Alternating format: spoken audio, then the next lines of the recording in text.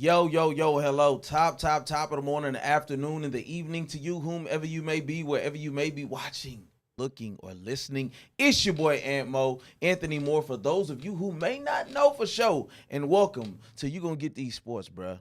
And this is week 8 of the NFL football season. We are live streaming your Dallas Cowboys, the Dallas Cowboys against your Denver Broncos, playing at Mile High Stadium. We got Dak Prescott with a lot of expectation on him. He is one of the front runners for being the MVP of your National Football League. We got CD Lamb and George Pickens coming back. We have Cavante Williams. We have Javante Turpin. Cavante Williams. However you say their names. We got the Dallas Cowboys playing football today, man. 3:15 NFL football game of the week, as it should be. I'm a little nervous, I'll be honest, because Dak Prescott is making me start to believe. I believe. And I'm getting nervous about it. I'm not going to lie to you. I'm going to keep it all the way stacked million with you. We will be here for the duration of this game. We will be having topics to talk about in between. We just going to have us a good time, man. I got me some snacks here. Got me a little coffee. But I'm ready. Let's watch this game. Let's see what Dak Prescott does, man. And I'm excited for y'all to do it with me.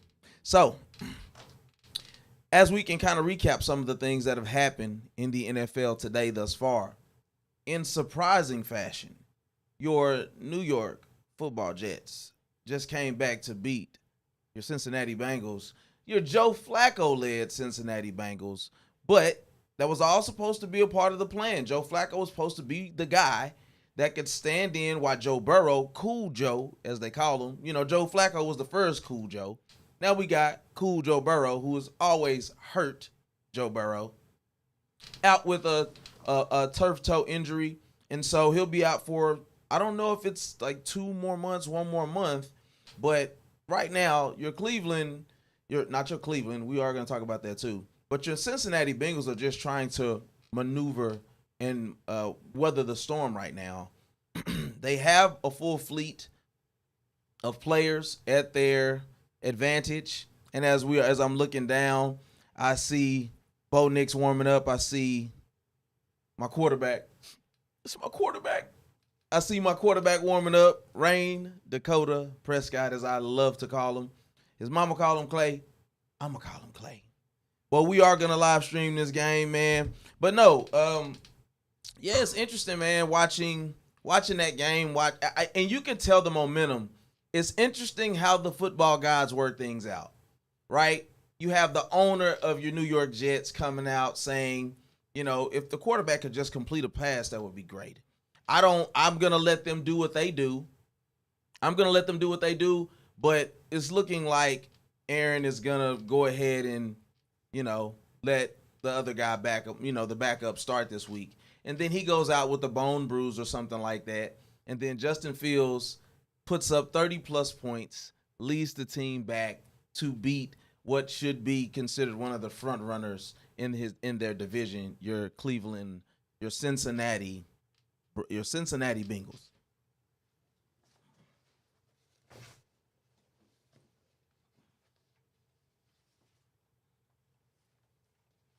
If y'all would give me but a second. We getting some things together, man. So we're going to make sure that we don't run into any issues while we are watching this game. So I am going to make sure I have my phone that I'm watching through, and I also have my laptop that I am using. All are plugged up and ready to go. You know what? As I'm watching this, right, here's my question. Because we see how the rookie quarterbacks have been playing thus far. How do we feel? How do we feel about Cam Ward thus far? Because I was one that was here to tell you I'm not super enthused or impressed with what we've seen from Cam. I know he's a rookie. I get it. All the Tennessee Titan lovers, hold your horses, you know, cool your jets, all of those good things. I just personally, it's not giving spectacular. It's not giving number one pick. So that kid doesn't look like anything better than what we've seen from Dylan Gabriel or Shedeur Sanders or any other rookie quarterback in the NFL. Not saying that he won't go on to be a great quarterback in the NFL, but I personally don't feel like we've seen it from him thus far. And so hopefully he shows the people that it's actually worth it. The coach has already been fired. The coach has already been fired. So that's number one of abort. You know, there's trouble in paradise when you start seeing coaches get fired. And going back to our Dallas Cowboys, Eberflus, it was looking kind of scary. If I'm being honest here, it was looking kind of scary. You know, when we're giving up 40, when we're losing to the Carolina Panthers, you were brought in to do a job. I don't care if we trade Michael Parsons. I don't care if we get Max Crosby. You were brought in to do a job. So the inconsistency in what we've seen in the defense thus far, it's got to change if we're actually hoping to do something here. Now, of course, I want to talk about some of the things that I believe we actually could do to go get some of these big name players. The Michael Parsons trade has the ability to help you right now. Not now, but right now. And so I'm excited to see how this game actually plays out, because I believe that it's going to tell us a lot about this team, this offensive team as a whole, going against a legit defense, legit cornerback, and Pat Surtain II, a legit pass rush, one of the best, if not the best, in all of football. We are missing two safeties, Hooker and Donovan Wilson. We are missing BB, our center. I think Booker may be out. I could be wrong about that. Now, I'm not in love with him. It is what it is, but we are going to see. We got players marching out onto the field, man. It's just looking spectacular, man. Hey, listen, man. I am excited about Dallas Cowboy football.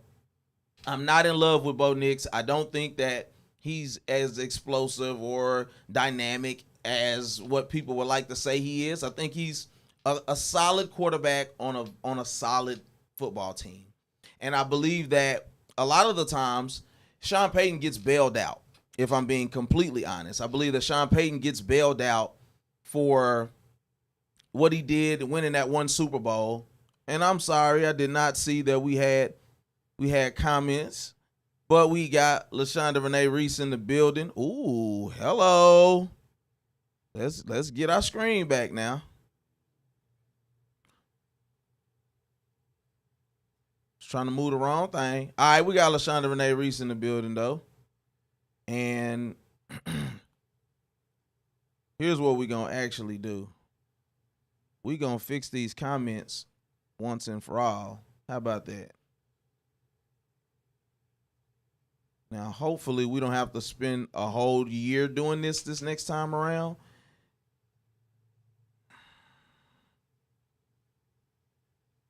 Hold on one second. Let me get this figured out. And what the heck is the problem with these text overlays?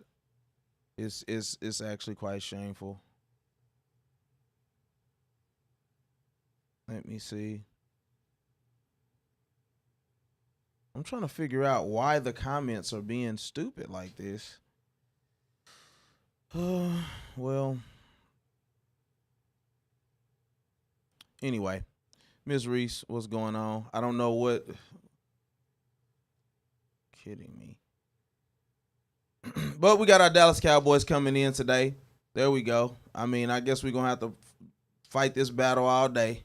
It is what it is. That's one thing that I didn't get. That's one thing I didn't get figured out.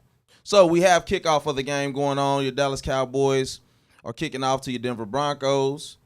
They received the kick and got out to about the 27, 28-yard line. So we're going to see the Denver Broncos going out on offense first. This is going to be interesting because this is going to tell the tale. This is going to tell the tale early on. Let's see how your defense responds. You know, you got the altitude. Anybody who knows about Denver knows about the altitude. So I expect for your Denver Broncos to come out with the run game, trying to establish that they are ready to pummel us for the day. Black coffee in the building. Shout out to all the coffee lovers. All right. Start off with a run to start for sure. And he got about 6 or 7 yards. So, not loving that. Definitely not loving that. For a little snack check, we got fruits. We got juices and berries here. We got me some pineapples, some grapes, and a good old healthy Pop-Tart. It is what it is, kinfolk. Hey, you might well buckle up because we're going to be here for a while. All right, we got 2nd and 3. Bo Nix out of the shotgun. Finds an open receiver for more than enough for a first down. Evan Ingram, number 1 for Denver Broncos. If I'm not mistaken, that's the guy that played for the New York Giants. Nice completion. I mean, here's the issue. Here's my issue with this, right? For your linebackers, stop jumping all over the field like freaking, bro. Don't listen. Uh-oh. Oh, is that a pick? Bo Nix with a pick. Okay, Bo Nix done already threw a pick. Let's go. Your Dallas Cowboys. What? Hold on now. We locked and loaded, baby. We locked and loaded, baby. Where now? I'm looking for my applause. Where my applause at now?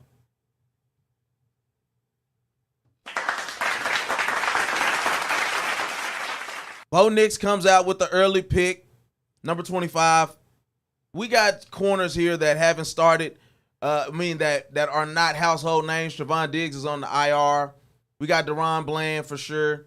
So let's go to your Dallas Cowboys, man. We got us a pick early on. The defense gets to stop Matt Eberflus. What I'd be interested to see is if they actually got pressure on him to coerce him to throw that pick. Yes, sir. But listen, man. Once again, welcome to You Gonna Get These Sports, bro, man. We're live streaming the Dallas Cowboys game. They took a trip to Denver to play against your Denver Broncos. And so I've already said you got me on full buy-in if we can pull this game out. For those of you who may not know, the Cowboys have not beat the Denver Broncos since 1995. Yes, I said it correctly. Your Dallas Cowboys have not beat the Denver Broncos since 1995 in a game where they won 31-21. Listen, Denver is a hard place to play. At that, Denver has always been a pretty solid team. You go back to the John Elway days and things of that nature. You got to be able to fight fire with fire. A great defense, hellacious run game, and you have John Elway throwing the ball around the yard. You got old Shannon Sharp, that was a part of that those early teams. I'm hoping that the Dallas Cowboys are actually able to do something highly effective today. And if you think back to the last time we played them, and I believe that the quarterback was it Teddy Bridgewater? And they blanked us, actually. When we were supposed to have this top-tier offense in the NFL, we didn't score that day. And that started the downward trajectory of, I think that was like before we got Michael Parsons or something like that. So it was quite a few years ago. But yes, so we're returning back from commercials. Ms. Reese in the building. She said they better come with it. They better come with it. All right.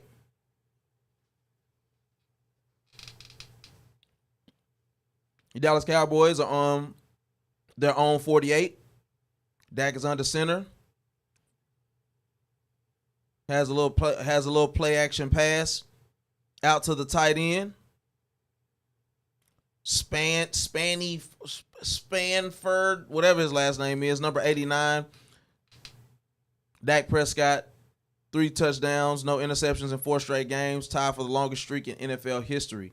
Dak Prescott is Chef Curry with the pot. I mean, it's just what it is, y'all. He's been cooking. He is top 2 in all major statistical categories as well. So now we have Javonte Williams, who gets those couple of 2-3 yards to be able to get us a first down. I'm just interested in us continuing to matriculate and move the ball down the field. George Pickens and CeeDee Lamb, Jake Ferguson should be able to get the job done today. Showing George Pickens get his touchdown against the Carolina Panthers, a game that we actually lost. Ooh. Just rumble, bumbled, and stumbled for another 9.5 to 10 yards. Javonte Williams. Very happy to be a Cowboy now. Said that he was ready to put a pounding on them. He was saying some sus stuff, I ain't gonna lie to you. But if we're gonna be moving the ball like this, it could be a long day for your Denver Broncos. Javonte Williams with a 10-yard run. 2nd and 1. Oh, so it was 9.5. Javonte Williams. So we got 1 yard to go. I don't know where they got that spot from, but we'll take it. Uh-oh.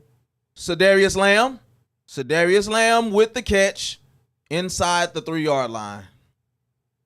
Your Cowboys are cooking, man. This offense is legit. I'll say this. This is the most legit offense the Dallas Cowboys have had since the Super Bowl Dallas Cowboys. Please don't be offended when I say that, because I'm not saying that this is a Super Bowl contending team. Jerry Jones would absolutely have to do a few things on defense to make that happen. Javonte Williams gets a handoff and gets to the goal line. Don't think he gets in, but he gets close. Shout out to Miami Dolphins. Tua Tagovailoa, they won 34-10 against your Atlanta Falcons today, who were without their starting quarterback. So we know how that goes. Bo Nix up getting ready to try to redeem himself from that early pick on that first drive for them. You have another play action kind of. Oh, all right, Dak. That was looking a little sus now. He was looking for George Pickens in the back of the end zone, but it was looking a little scary. We had Pat Surtain guarding him. Clearly the best corner in all of the NFL, and it's been expected of him since he first got here. Is he hurt? Looks like Pat Surtain got hurt. So this might get a little sweeter. He was actually holding. Looked like he came down awkwardly. Very awkwardly, actually.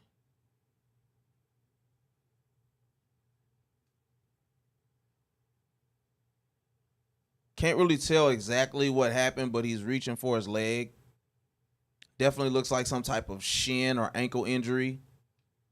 If Patrick Surtain goes out of this game, it could get a lot more scary hours. I'm going to tell you that. Don't know exactly what's going on, but I'm sure they're going to tell us something here really soon.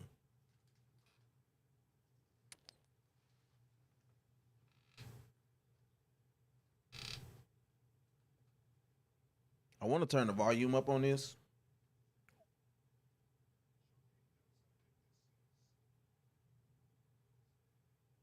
Can somebody let me know if you can actually hear this volume? This injury is also appearing to be very serious. We have multiple Denver Broncos players coming out, as well as Sean Payton at this point.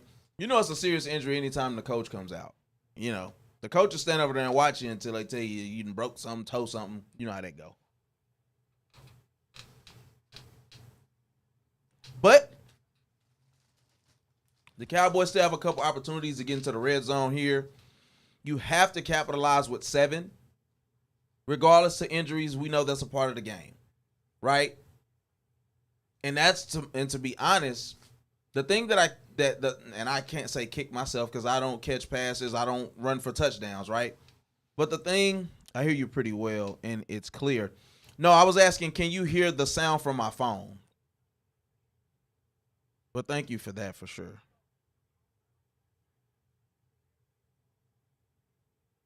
Yes, thank you for that.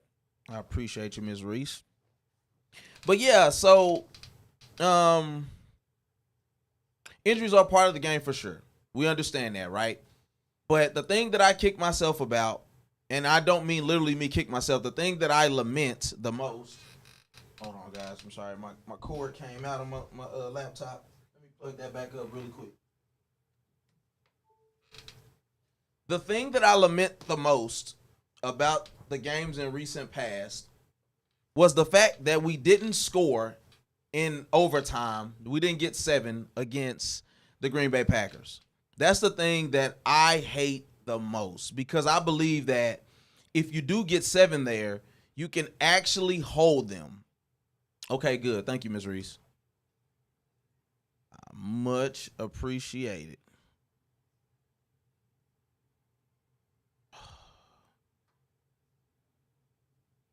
Okay, I'm not gonna lie to you.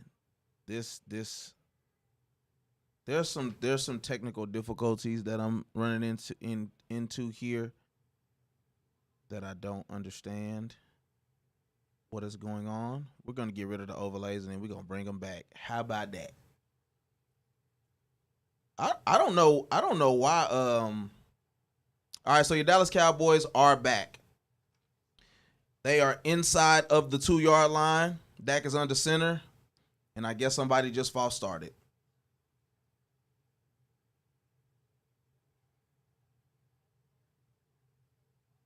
Yep, somebody false started.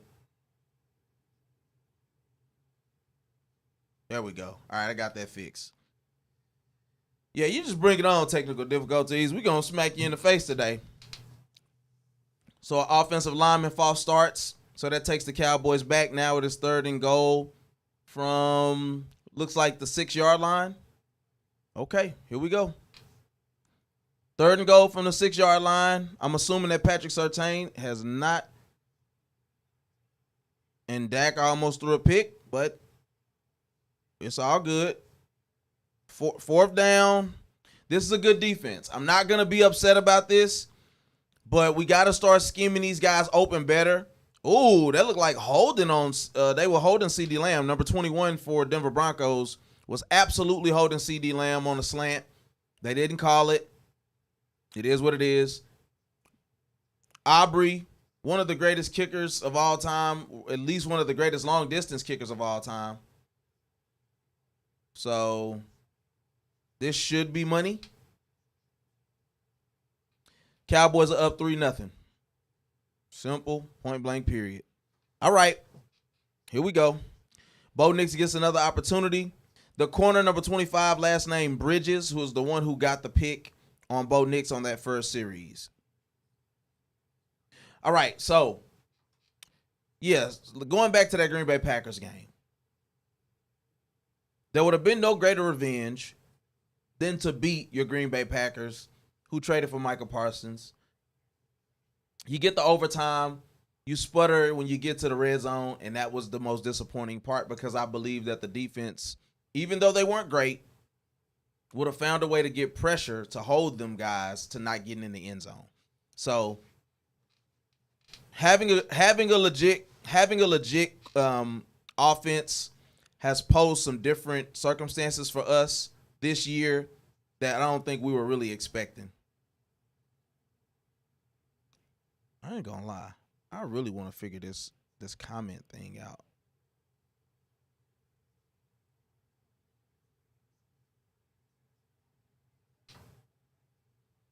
All right. We got our Denver Broncos awaiting the kick. Watch for any foolery, because we know that is something that Sean Payton is well known for. He'll try a trick play on your Dallas Cowboys, that's for sure. All right, so they get out across the 25, your Denver Broncos. Let's see what they do. How do they respond? The defense did their job. You hold them to 3 and could have possibly got a pick based off of how Dak was throwing that ball. What can I say? So from the quarterbacks drafted in 2024, Bo Nix is first in yardage, touchdowns, and wins. Can't say nothing about it. Can't be mad. It is what it is. All right. At the 26, you got your Denver Broncos coming out, and the running back gets stopped for a gain of 1, essentially. The defense is looking aggressive. That's what I want to see. I want to see, what did Lawrence Taylor say? I want y'all roaming around like a bunch of crazed dogs. So, absolutely. Here's the question. Do you trust, if you're Sean Payton, do you trust Bo Nix early in this game given that pick? Because sooner or later, that offense is going to get loose, especially if you got a guy like Patrick Surtain that's not coming back. All right, that's another that was kind of like a run pass option. Bo Nix throws it out to the sideline for a gain of 1, essentially. So it's 3rd and 7. Says that in the fourth quarter, Denver Broncos are plus 42, best in the NFL. Well, my goal is to have them literally have to score 42. So let's just get out on them. Let's smack them in the mouth early on. That's what we want from this Dallas Cowboy football team. All right, they got 4 wide outs and a running back. Trips to the right. Single high up top. Looked like the guy jumped off sides. Uh-oh. Okay. They finna call a penalty on the Cowboys. I'm pretty sure it's roughing the passer because he hit him down around his knees. Yep. You got to be careful. That's the type of penalties we can't get. Oh, it was offsides. So it wasn't. Okay, so it was offsides on James Houston. Defensive end James Houston lined up in the neutral zone. He's over the ball. Okay. He's on the outside, but he's still leaning over the ball. For those of you who may not know, even if your foot is behind the ball, you can't be lined up over the ball. Like, you can't be further over the ball. Like, you got to be back. All right, so that puts them into a 3rd and 2 situation. Let's see if the Cowboys can get some pressure here. Bo Nix looks to have somebody wide open. And see, that's why it costs you. The penalties will cost you early. Wide receiver number 11, Franklin, catches it. Gets a gain of, looks like about 20.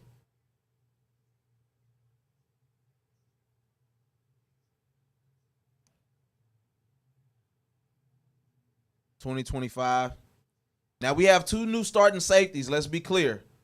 So I don't know how good they are, to be honest, but let's just hope that if nothing else, you can keep people in front of you and make sure tackles. I won't be mad at the safeties. Had a little bootleg play. Bo Nix is so he overthrew the same guy that he just got the ball to. Franklin looked like he came up a little ginger. They threw the ball deep to the end zone, though. Hey, look, just as long as we don't have no guys streaking free. So Pat Surtain, lower leg injury, questionable to return. Hey, listen, I don't wish no injuries on nobody, but if he don't come back, I ain't going to be mad. I'm just going to keep it a thou out with you, kinfolk. All right, Bo Nix lined up at the 40. Oh, it looks like holding to me. Oh, and they look like they about to take this to the crib. Well, number 12, I don't know if that's a running back or not. I mean, he's a little short, stout guy, but he just ran for about 40 yards. Yep, running back, was it Jay Harvey. And just like that, your Denver Broncos take a 7-3 lead. Dang. That's what I was this is why you gotta capitalize when you have the ability. I mean, he didn't get touched for that 40-yard scamper. See, and this is man, and I said this in the Green Bay game. These are the things that end up costing your Cowboys not being a smart team. Houston lines up off sides. That takes it that takes you pretty much from stopping them on 3rd down to now they get a second chance at 3rd and 2 instead of 3rd and 7. You don't get off the field. Now you hit a couple players they're wide open, and then you get a 40-yard run. This was a team before Micah Parsons still couldn't stop the run. So when you got guys who are stout up front and you have any running back worth his salt, even though Rico Dowdle is tearing it up over there in Carolina, we had him the year before. It's going to put us in some precarious situations. Number one, we're going to have to keep the ball in our hands more than we're having it in the opposing team's offense's hands. That's the first thing.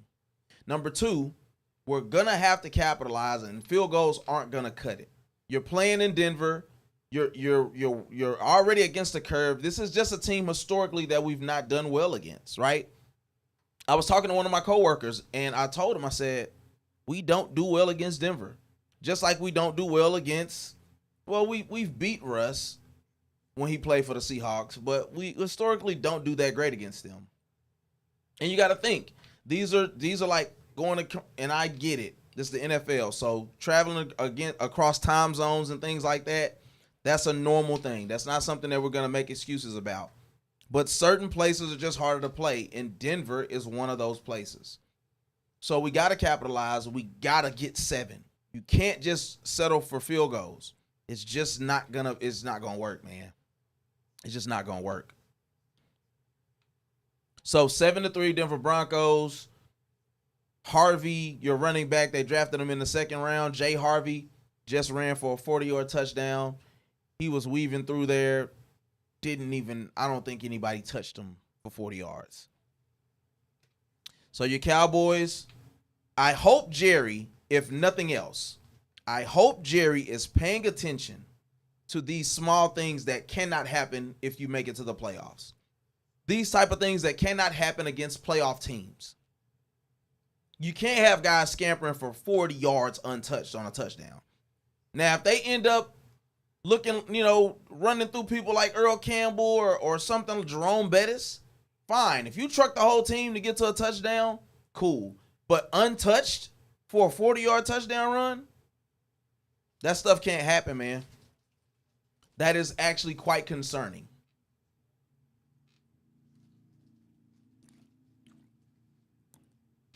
So Cowboys are getting the kick return now. Kevontae Turpin. Turpin didn't do nothing. Turpin be confusing me sometimes. I'm not going to lie to you.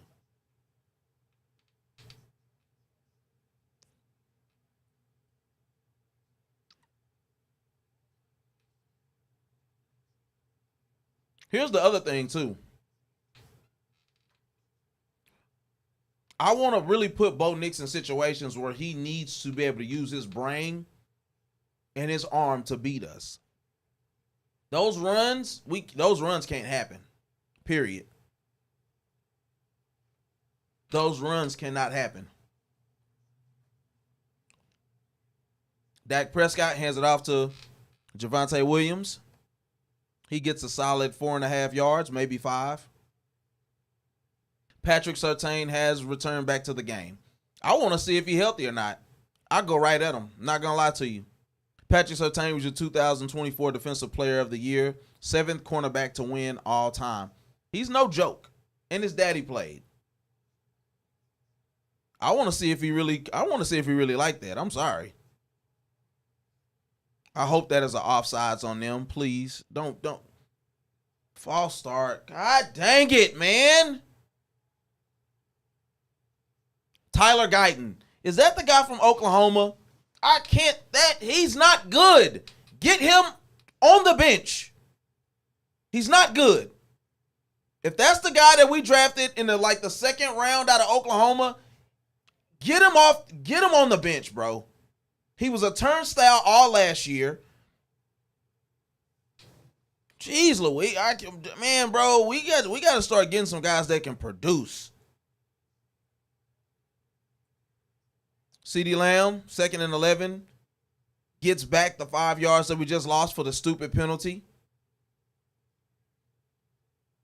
Did he get hurt again? Did CeeDee Lamb get hurt again?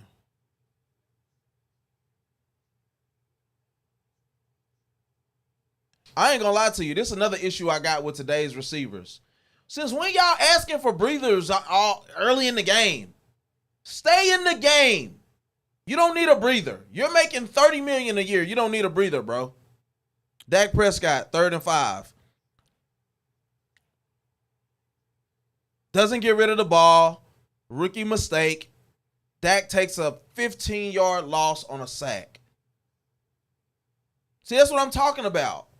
When it matters, when it matters. I need that Rain Dakota Prescott and that offensive line. I need you to play good football when it matters. On the road against the Denver Broncos, I need you to make play calls the same as you did when we were down 4 offensive linemen. Get the ball out quick. CeeDee Lamb, you can't go to the bench when we're down 7-3. What are you getting a breather for? You better be hurt again. See, that's what I'm talking about, bro. This is the stuff that'll piss you off. Rain Dakota Prescott, this is the stuff that'll piss you off here. You got to get rid of the ball, bro. If you're looking downfield, nothing's open, throw it out of bounds. Don't lose 15 yards, bro. That's yardage that we give up when we punt the ball. This is the type of stuff that I'm talking about, man. I hate getting reinvested in bad stocks. I hate it. Tyler Guyton, put him on the bench, bro. He's not good. He's just not good.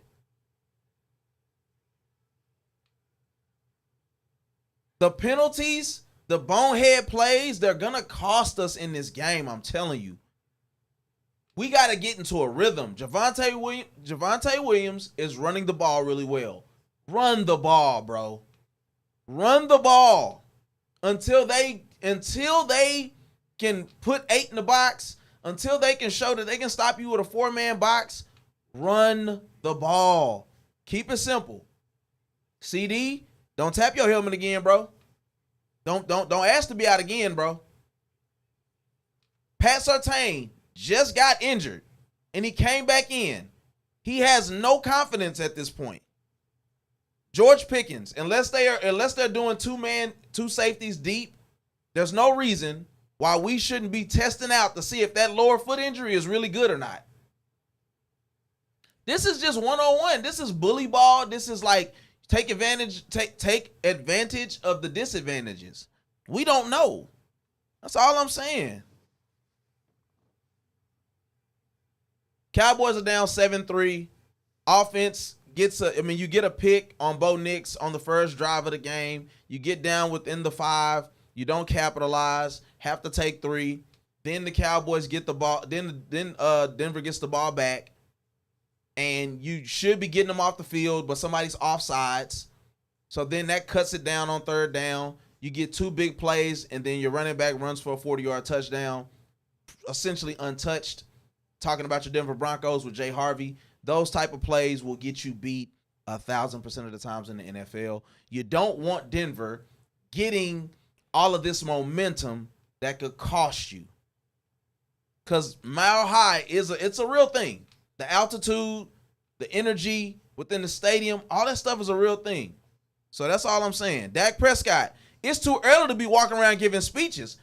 And I want to say something, but so I'm going to say it. Why do I have to give grown men speeches after the 2nd drive of the game? Y'all ain't locked in? And we got people ball naked open. Ball naked open, bro. We got to get pressure on the quarterback. No ifs, ands, or buts about it.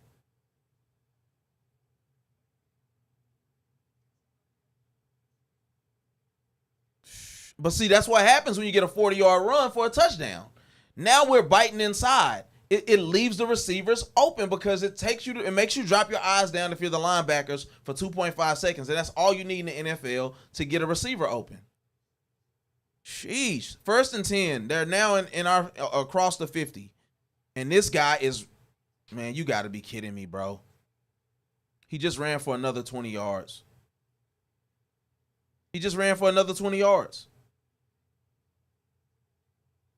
21 yards. Here's my issue, though. Why, number 20, why are you in there playing? Why are you pussyfooting around in the hole? You got to crash the hole, my boy.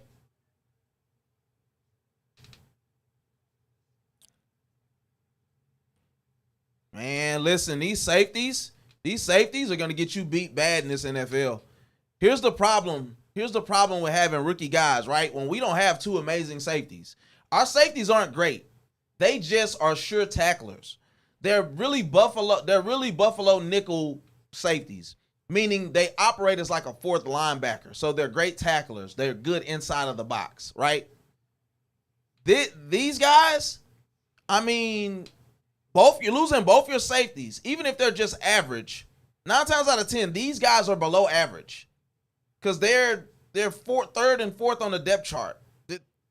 Hopefully, Eberflus can figure out a way to get some pressure, to get stout up front, to clog the box, because this is what I'm talking about. Deron Bland, we need you, my boy. That's holding. That's holding. Thank you. That's holding. Take them back 10 yards. So they were at the 15. It was holding against the offensive line. I'm glad they caught it because, geez Louise, CeeDee Lamb got held. It got pass interfered with in the end zone, and they didn't call it. So it was holding.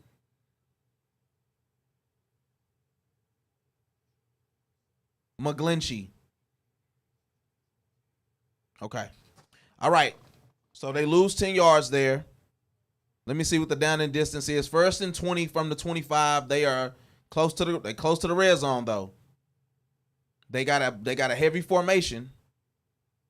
Somebody got to get pressure, bro. Bro, this nigga. Bro, he's wide open in the end zone, bro. He's wide open in the end zone, bro. Yeah, here we see. Yeah, bro. Look at him. Look at him. Get off the field. There's no, you gotta get pressure on the quarterback in the NFL. Jeez Louise, y'all get paid to get pressure on the quarterback, bro. Find it, figure it out, bro. Do not come to Denver and get blown out, bro. Because I just said this is the best offense the Cowboys have had in 20 years. Legitimately. They're not going to stop guys. Dak Prescott, earn your $60 million right now, bro. I don't want no excuses. You got to earn your $60 million right now, bro.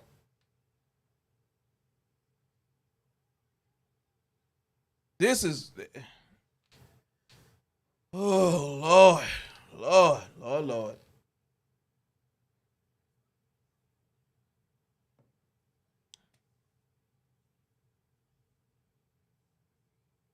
42 minutes into the live stream, my blood pressure is high.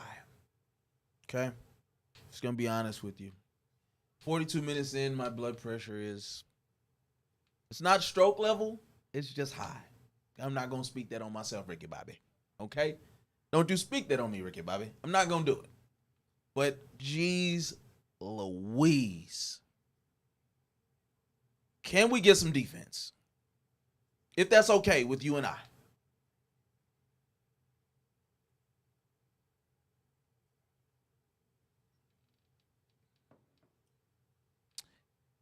Anyway. Like I said, we've not beat this team regardless of who the coach was, regardless of who the quarterback was, regardless of who the running back was, regardless of who the GM was. We have not beat the Denver Broncos since 1995. We haven't beat them since the last time we went to a Super Bowl. That's essentially what I'm saying here. And we ain't been to a Super Bowl in a long time.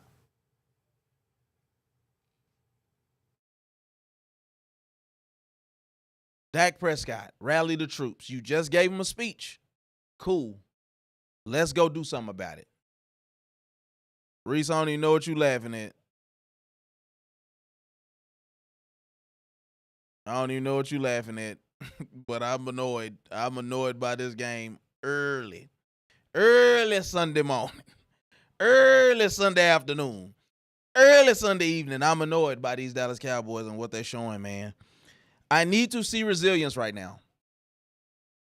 For those of you who may be watching this in this This could be you're watching it tomorrow, Monday, and I'll be doing a show Monday to react to what I'm watching live right now. But what are y'all taking from this game, man? I mean, early on, yeah, my blood pressure is throbbing right now. I feel a vein pulsating through my neck right now. 14-3, Denver Broncos. Kevontae Turpin gets the kick, and he bends the corner. He gets up to the 34-yard line, so that's a good run. I'll take it from you, Kevontae. We need momentum. We need momentum. We need to shift it because buddy old pal. Old buddy old pal. It's nothing worse than watching Tony Romo looks like a created player at this point. Yeah, he looked like a Lego man or something. Dak Prescott drops back. Finds Javonte Williams for a dump off for about 7 yards.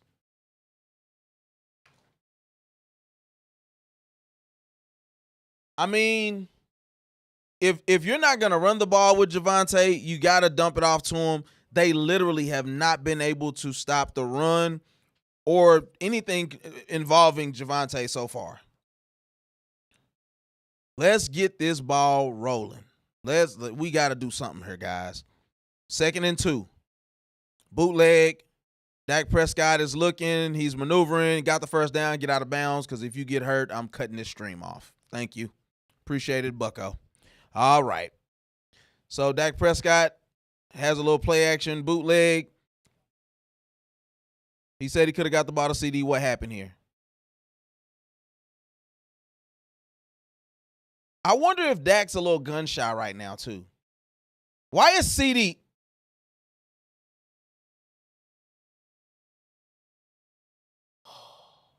Why is CD on the sideline again? Is something wrong with him that we don't know about? Did he partially injure himself in some capacity? Denver calls a timeout. It's 14-3 Denver Broncos, 1:41 left in the first quarter. The Cowboys are semi-moving the football down the field. Something is up with CeeDee Lamb right now, and I don't know what it is. For some reason,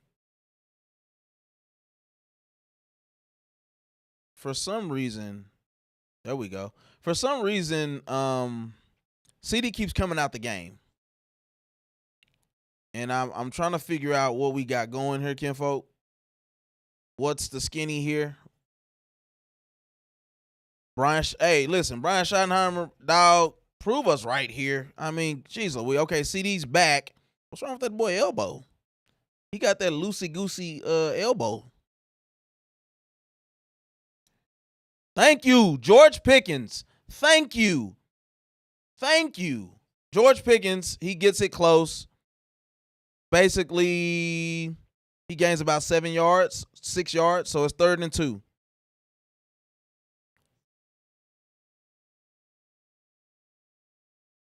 That's not Surtain. And if it is, he's clearly hurt. What is going on? Bro, somebody better give me some information about why CD is not on the field.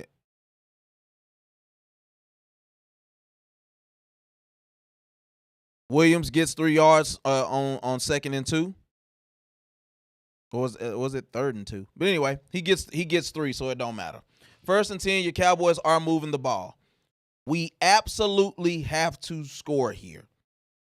We don't, because for any of you who watch the Cowboys for as long as Dak Prescott, Dakota Prescott has been, that's what it is. I ain't been calling him by his name. All right. Football, I get it, football guys. I get y'all. My bad. Dakota Prescott. Okay, let's go.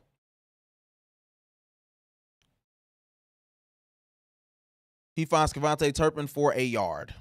I mean, cool. Just get you a rhythm. That's the biggest thing that I'm seeing here right now. I need Dak Prescott to get a rhythm.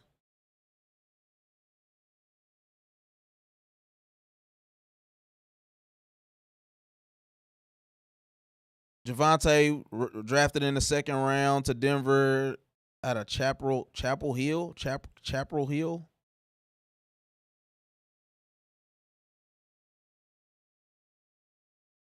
Second in the league in rushing. Second most in the NFL. We need Javonte to have a big game, period.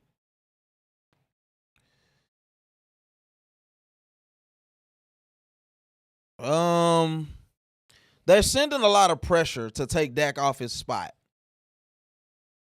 Yeah, they definitely applying pressure. Javonte just got blown up is another issue. If you're the running back, you gotta get your nose dirty, man. If you Javonte, this is where you earn your keep. This is where you get an extension past this year. You gotta stick your nose in there and blow that blitzer up, because if you don't, Dak Prescott is super exposed. 3rd and 10, cross the 50. Come on, Dak. So it's 4th down and 3. Holding on the Cowboys. They're probably going to decline this. Make them punt. Oh, it's replay. Okay, replay 3rd down. I just don't want them to. You can't be scared, bro. This is my issue. You cannot be scared. Why did he hold them? You just let him go. You didn't have to do that. So it's 3rd and 20. Of course, they're going to probably either do a screenplay here. I don't like that they don't do many screenplays. That's another thing. So we either got a screenplay coming here, some type of draw play. You want to just try to keep the ball out of harm's way. If they're not going to be able to move this ball, it's going to be a long day. Because if we can't move the ball and they can't stop the ball, it's going to be a long day, kinfolk. That's it. That's all. It's going to be a long day. Well, I guess I get some more grapes.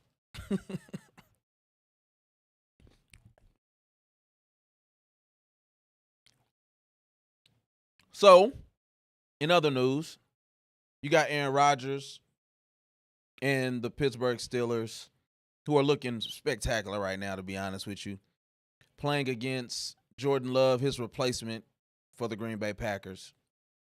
They're squaring off tonight. That's going to be an interesting game. If I look at my fantasy, the players that I have left on my fantasy all play for either Pittsburgh or Green Bay. I got Jordan Love and Dobbs, and I got McManus as my kicker. And then I got Gainwell and Metcalf, DK Metcalf, as my receiver and running back. So it's either going to be a big boom tonight or a big bust. I don't think it's going to be nothing in between. I'm hoping for a very high-scoring game and long field goals, because I'm pretty sure I'm losing pretty terribly in my fantasy league. I think I might – with a loss this week, I'm probably punting on my season. It is what it is. But anyway, so I do have a clip coming up showing you about, you know what, and I have a little bit of a lag that I don't like, so I'm going to actually get rid of some stuff really quick. Give me a second. Because I know why it's lagging just a little bit.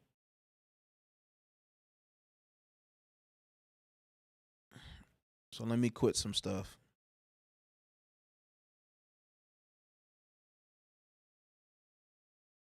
All right.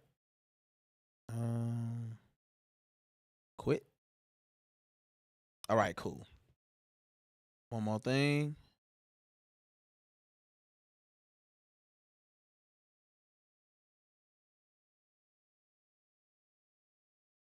All right. Why is it doing that? Quit. Stop playing with me, please. Thank you. I love you kindly. Love you a long time. All right, there we go. 3rd and 20. Start of the second quarter.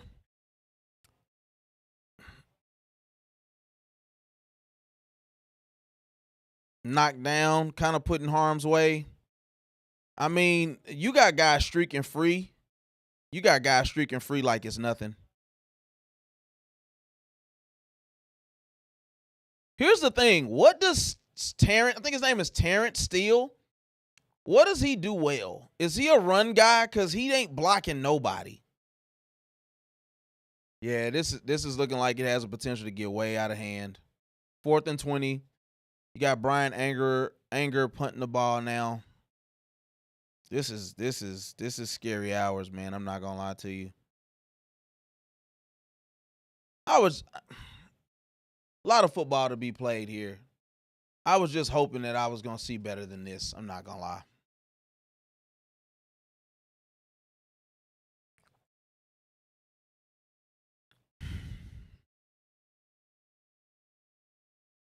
I might as well rip my shirt like Hulk Hogan. Ain't nothing to look forward to in this now. Not thus far. Here's my thing too, though.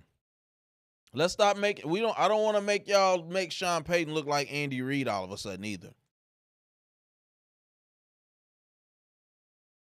All right, on the 10-yard line, got him pinned deep at least. Let's see. Can we get a stop here? God, thank you, Lord. He got stopped for a gain of half a yard, 1 yard. If we could somehow force them.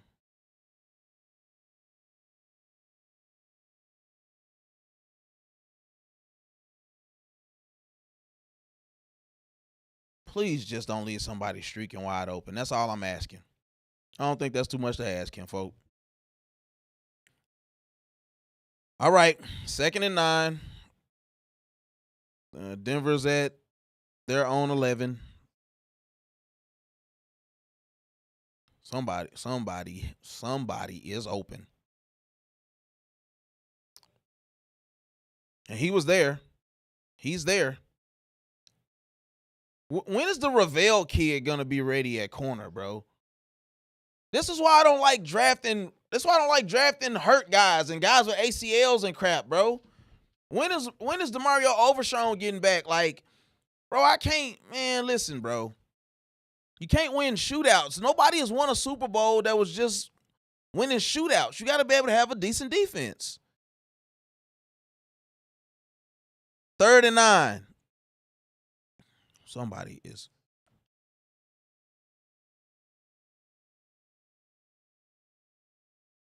Man.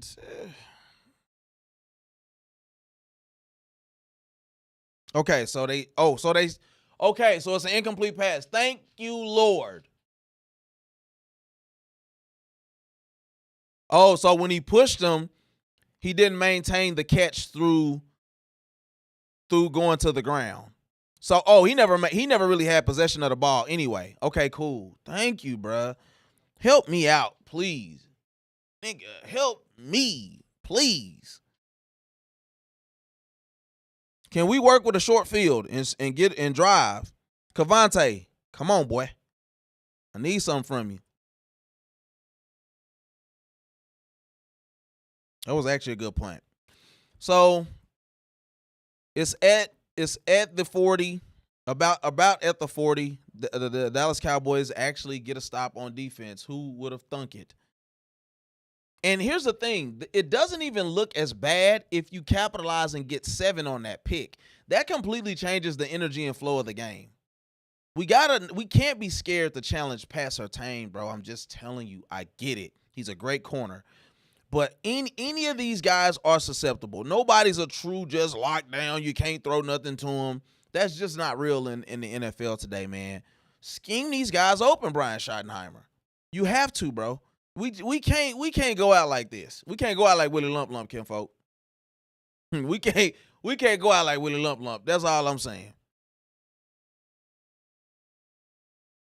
We are gonna watch a clip here at some point of Cameron Cecil Newton getting into it with the mascot at the Alabama A&M Alabama State game, I believe it was.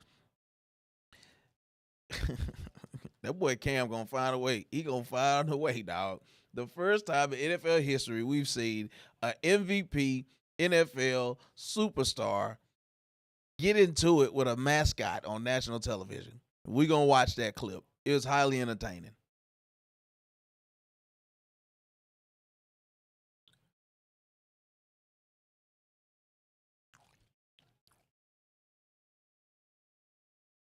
I am going to say, I am excited and looking forward to this part of the holiday season. Skip right over October 31st. We don't got to talk about it. Not talking about that crap. Thanksgiving, Christmas, absolutely looking forward to this part of the year, man. Some cold weather, some cardigan weather, you know what I'm saying? Might grow my hair out a little bit, you know what I'm saying? I'm looking forward to this time of the year. Can't lie.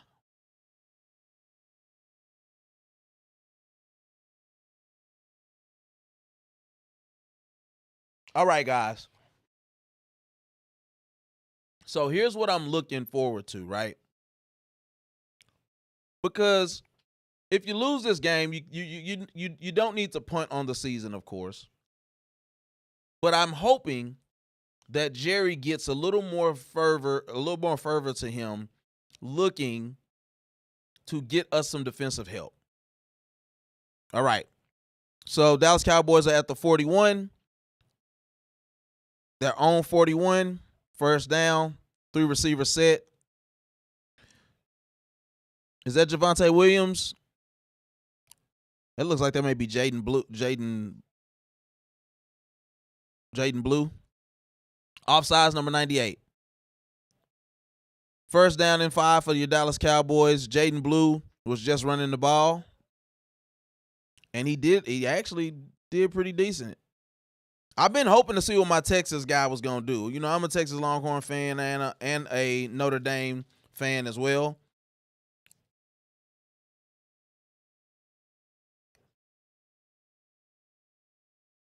First and 5. Another handoff. Jaden Blue.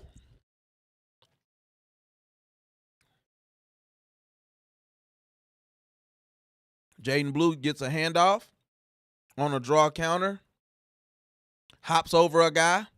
Goes for another 7 or 8 yards. I like it. George Pickens completes a pass against Patrick Surtain for 7 yards. The thought of it. Imagine. Let's go. We got a great offense. Let's show it. The biggest thing about having a great offense is you learn how to dictate to them. They don't dictate to you on defense.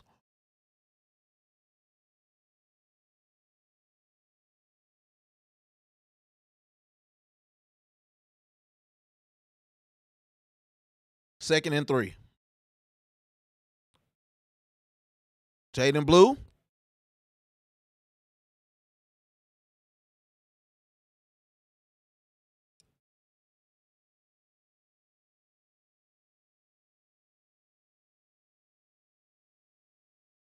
All right, so we got Dak Prescott, second most passing yards and passing TDs in the NFL. George Pickens tied for second most receiving TDs. I couldn't read all of that. They're going too fast. 3rd and 1. All right, we convert that 3rd and 1 with the tight end. Let him go. Hey, you ain't a starter. Go get away before we get a penalty for you trying to be cute. See, that's what I be talking about, bro. You nobody. You're not a name.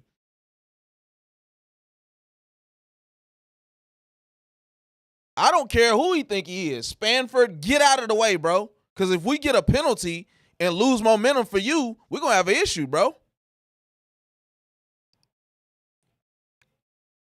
Hey, CD Lamb caught it in the end zone, but he was out of bounds.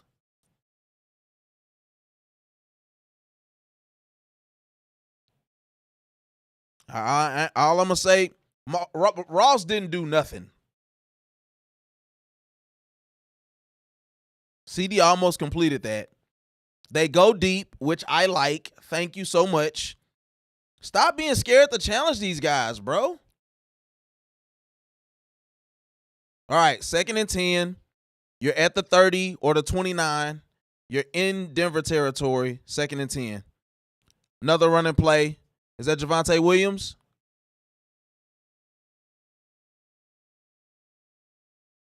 I'm trying to see who that running back is.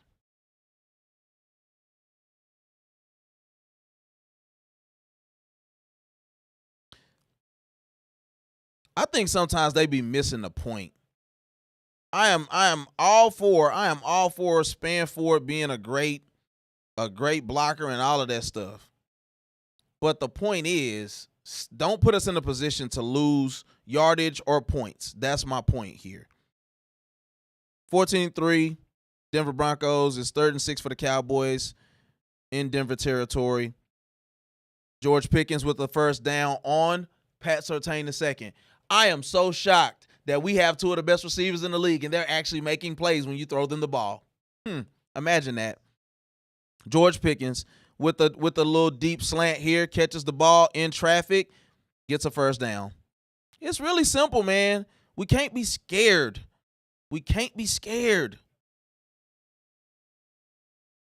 George Pickens has 3 catches for 22 yards thus far. Cowboys are inside the 20. First down.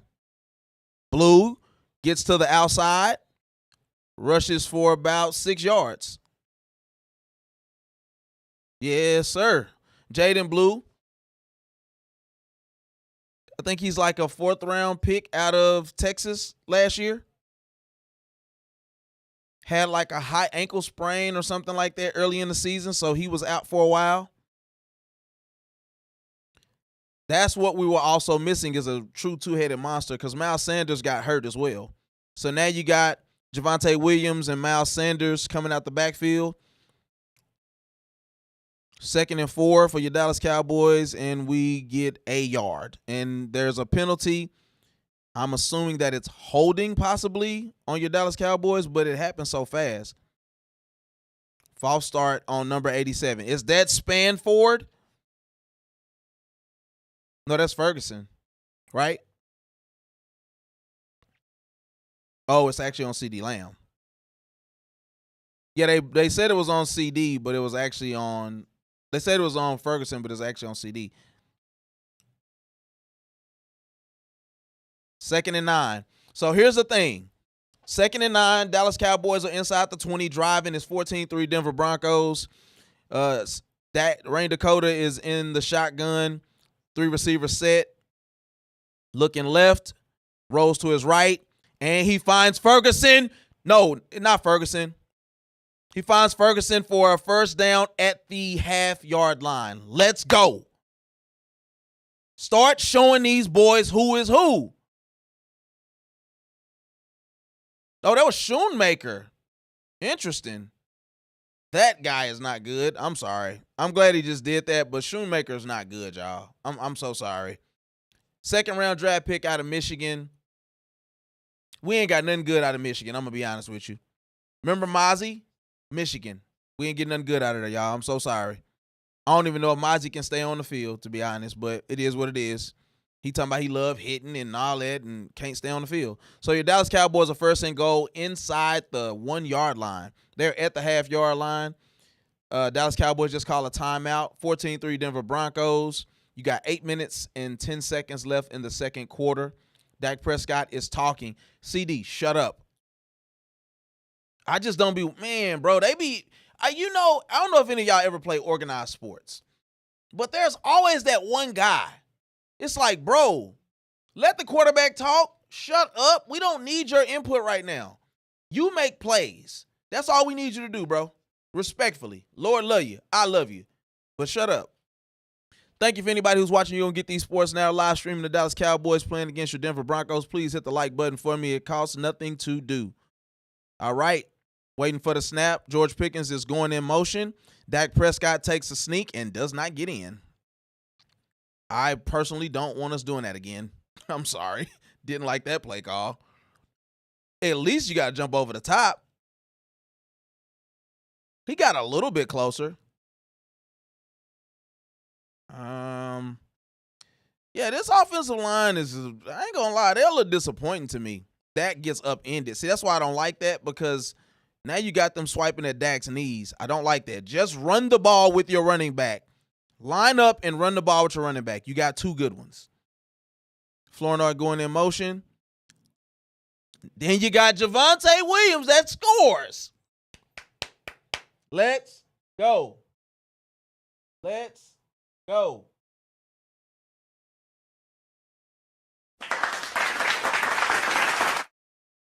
Wait.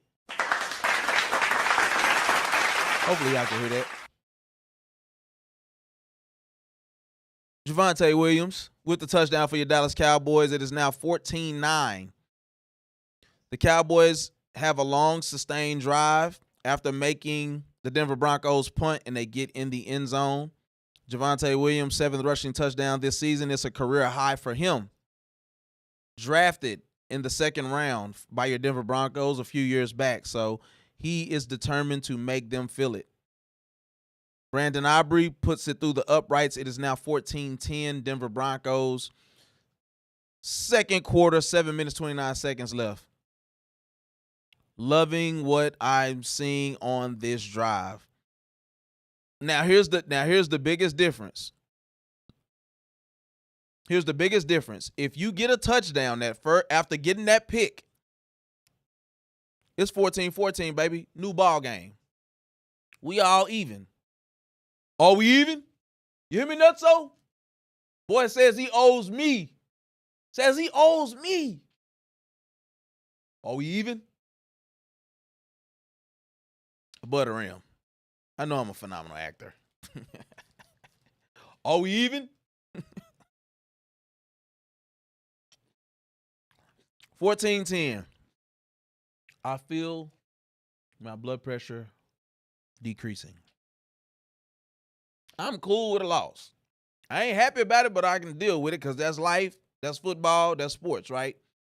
Don't come to Denver. Do not come to Denver and get blown out. Come to Denver, Colorado, and get your socks blown off. We're not doing that. Not today. Come on, Dallas Cowboys. Let's go.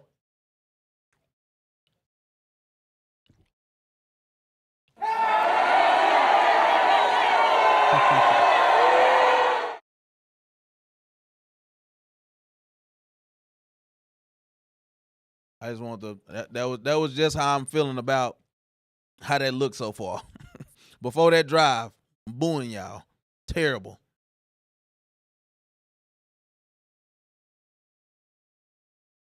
It's a KFC commercial. I'm gonna be honest with you, I can't tell you the last time I ate KFC. And I'm pretty sure I got a case of the squirts when I did. They did something to that formula.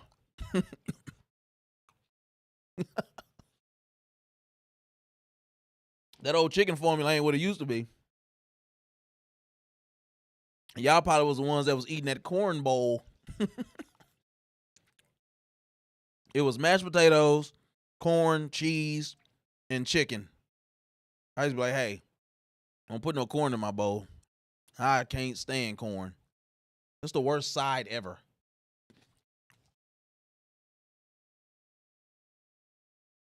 People who eat corn and like mayo. Aha.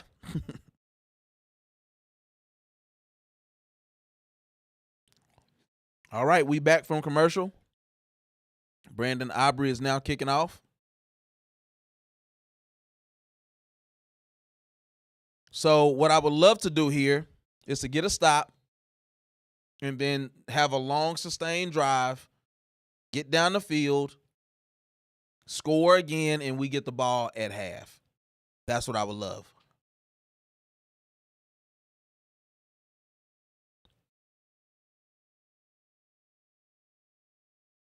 Walton Penner Family Ownership Group. Cool. All right. Denver Broncos have the ball. Bo Nix. Yeah, we know you love that. All right, we got 2 receivers set. Here we go.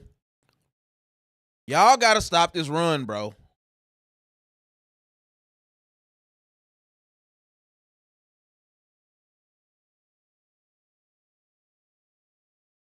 Yeah, we know. I like the roasted corn with my torchy taco. We got you. Corn is disgusting. We agree on a lot of things, but you can have that corn. Denver's averaging 11.4 yards a rush. That has to go away immediately. All right. Bo Nix with a bootleg. Somebody holding. Somebody holding somewhere. Holding on Denver. Oh. Holding on Marquise Bell. I ain't gonna lie to y'all. Some of these guys I'm over. I don't see him do anything.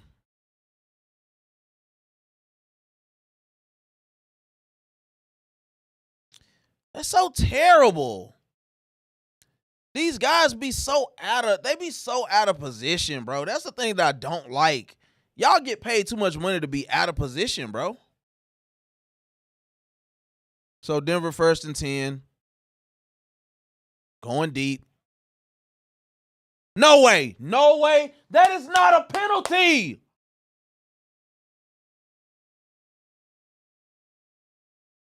Why are we drafting anybody from Syracuse?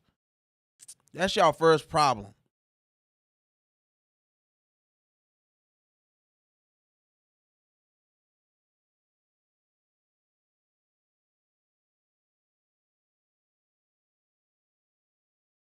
Man, that is not no penalty, bro.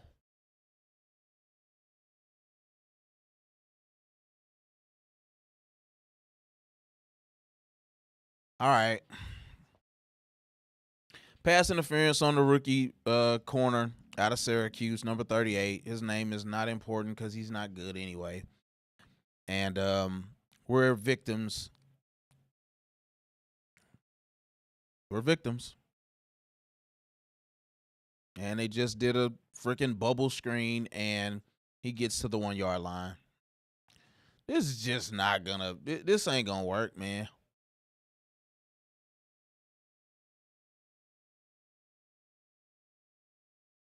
I just don't be having much to say.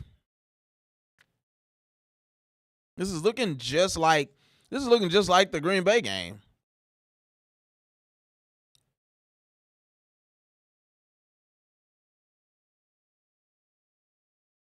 Look at our linemen compared.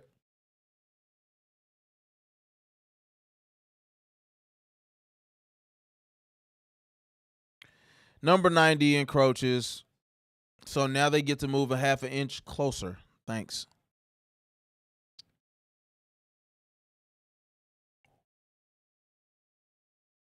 Nigga. He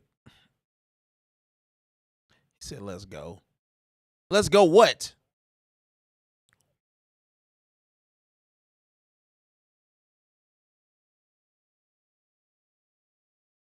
It took them 3 plays to get down the field to inside the 1. Williams, number 54, linebacker, gets in the backfield and stops them actually for a loss. I'm grateful. Can we just not make it a walk-in touchdown? That's all I ask. Look at Jadeveon Clowney getting freaking dang near pancaked. But okay.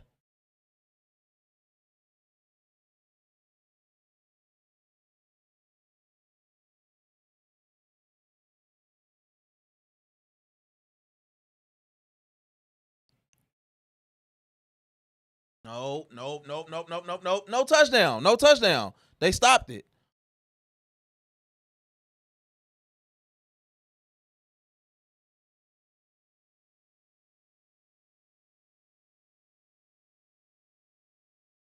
Don't worry. Y'all are just going to score on the next play. Denver is inside of the 5 yard line. And they basically, it was at a standstill. They blew the whistle. And then they ended up driving in, and now everybody's celebrating, and I can't stand it. It's like, y'all know he did. Y'all know that they blew the whistle. But it's 3rd and half a yard. The Cowboys are light in the butt. Chances of them stopping this aren't going to happen. Direct snap to the running back, and he scores. Easy money. It is now 22-10, Denver Broncos. 3 minutes and 47 seconds left in the second quarter. It's not all hope is lost because your Dallas Cowboys have the opportunity to drive down, get a score, and then also get the ball after halftime. So, I don't know. When we get to halftime, we will talk about some of the things that the Cowboys should be looking to do to make their defense better, period. We're also going to show the clip from Cameron Cecil Newton getting into it with the mascot at the after a mascot race. So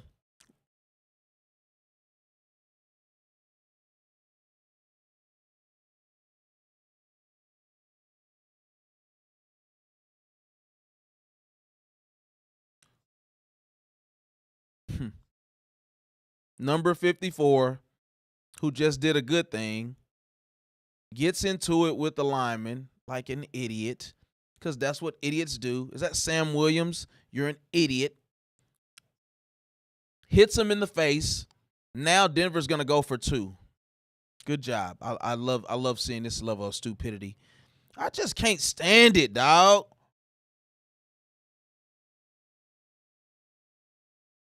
They didn't get the 2-point conversion. So and we got another flag. Y'all gotta be freaking kidding me, bro.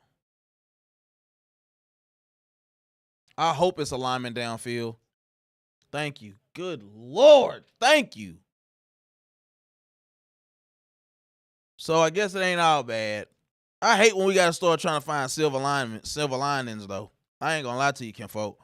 Ain't nothing worse than trying to find a silver lining from stupidity. God's plan, I guess. I want some Wingstop. I ain't even gonna hold you, kinfolk. I want wings. I need something to soothe my soul. Because this ain't it. All right. So it's 20-10. We're at a commercial break here.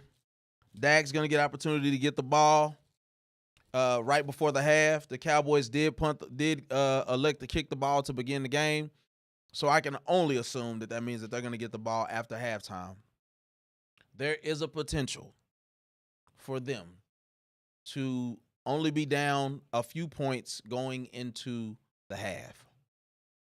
What you can't do, though, is go down too fast and leave Denver any time to move the ball. That's what you can't do. So let's just get another sustained drive in hopes of this team not getting their freaking doors blown off.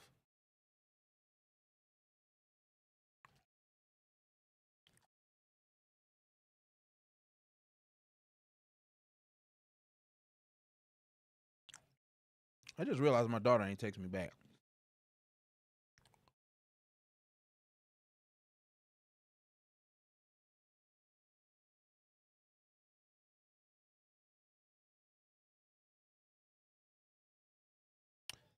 Wingstop sounds phenomenal. I ain't gonna lie to you. I'm digging some Wingstop for a shiggity show.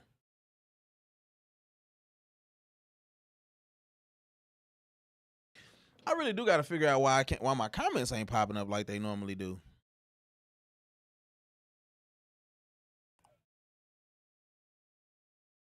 I have a theory.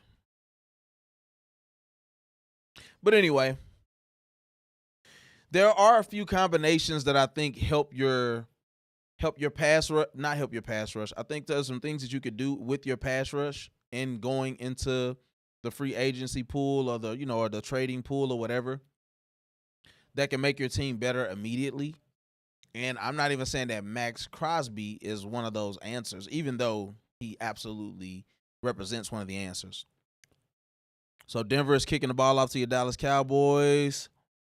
Does it go out of bounds? So it goes.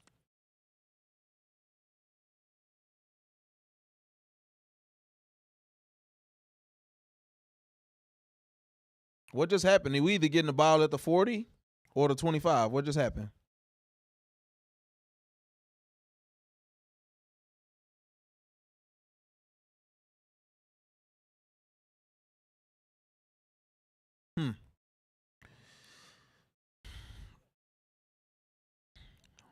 All right. 1st and 10. Dallas Cowboys now have the football. 3 minutes and 47 seconds left. Denver Broncos just scored their 3rd touchdown.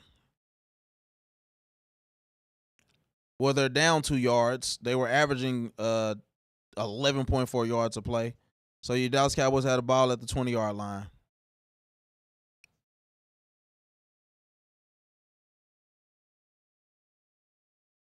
All right, Dak takes off and slides, gives himself up. So it is 2nd and 1. I like that. Dak is going to have to be able to use his legs to make this game and keep it interesting. Because these guys are a legit good defense, period. There's no way around it. This is a good defense. So it's 2nd and 1. Dak Prescott just rushed, scrambled for 9 yards. I'm pretty sure some betting sites, people just, won by saying Dak was going to have one rushing yard, over 1 rushing yard. All right. Well, Williams, I don't like running the ball on 2nd down, me personally. So it was 2nd and 1. We ran the ball. I mean, I guess you could, but I don't like it. Just give me a play action or a bootleg and see what you got. So now it's 3rd down. See, that's what I'm saying.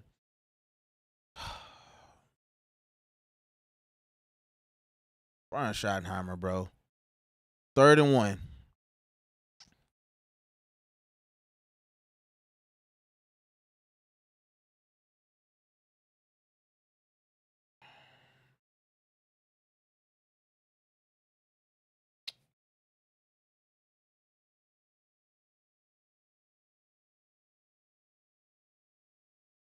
That's why you don't wait to throw the ball in today's NFL. That's why you don't wait to throw the ball on freaking 3rd down, because it's too obvious. Dak dang near threw a pick 6 just now.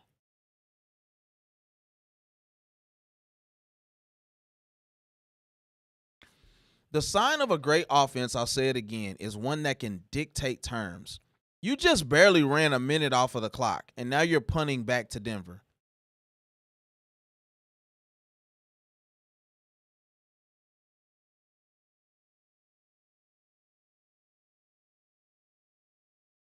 Well, guys,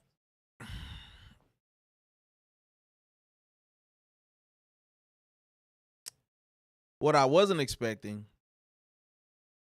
was for them to do nothing on offense that drive. A quick 3 and out where Dak gets 9 of the 10 yards you needed on 1st down. But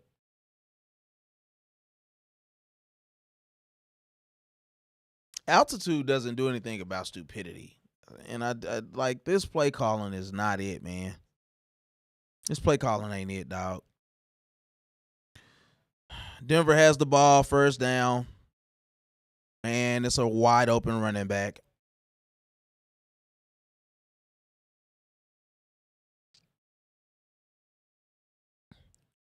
He just gained 4 yards. J.K. Dobbins. Was it J.K. Dobbins?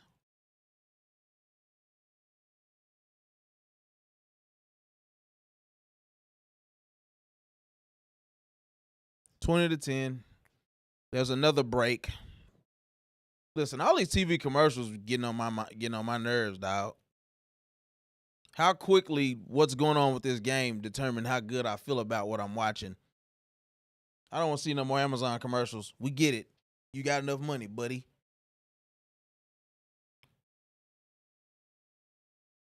Anyway, back to what I was saying. There are a few things that the Cowboys can do that can make this team better immediately on defense. All I want people to understand before I say another word, if you believe that getting Max Crosby is admitting that you are wrong about Micah Parsons, you are gravely wrong in what you're saying. You're talking about two. You know that in life, right? You can have two guys, both 6'2", both with muscle, both with speed, and can represent 2 different types of results in what they're doing that day, right?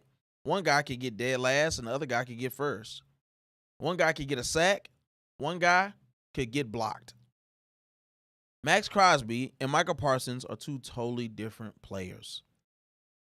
The build, the skill set, the execution. Let's just keep that in mind here. That's all I'm saying. Micah Parsons, if it wasn't for a 3-sack game last week, didn't have a tackle in the last 3 games. We're not going to compare these players. That's all I'm saying. Micah Parsons is cool. He's not Max Crosby. He's not TJ Watt. He's not Chris Jones. That's all I'm saying.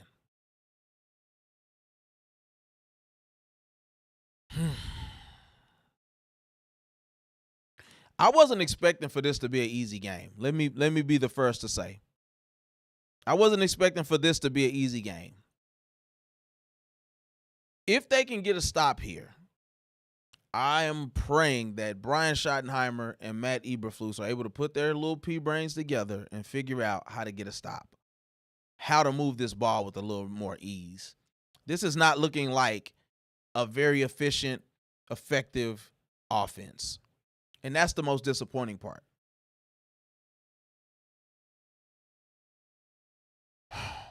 Second and 6, Denver Broncos.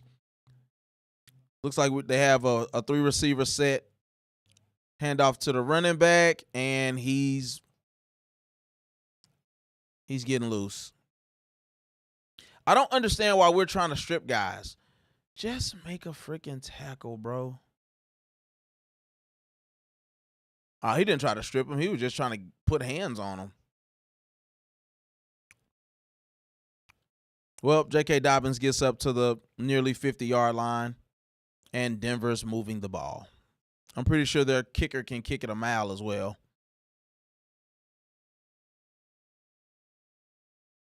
Sutton gets his first catch of the game. SMU product right there at receiver. And they're playing timid. At corner, you cannot afford to play timid in the NFL. It's going to get you beat. That's how teams end up dominating 2-minute drives all the time. I mean, this is just when you get pressure, he's finding a way to elude it. It just is what it is. J.K. Dobbins speaks to C.D. Lamb while he's on the bench. Get away from him. Give him a little bit of greatness, if anything. The game just didn't even start off well, though. CD gets like a 5-yard catch, and then he takes himself out the game on second down. It just, something is off. I'm leaning on George Pickens, though. I'm going to tell you that. I'm leaning on George Pickens, and I ain't going to lie. I got some thoughts about CD. I can't stand never being in position to make a play, though. It's like they're always there just to push the guy out of bounds. Like, ain't nobody getting no breaks on the ball or nothing.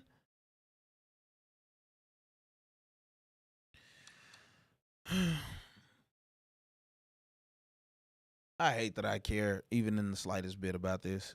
It's really frustrating.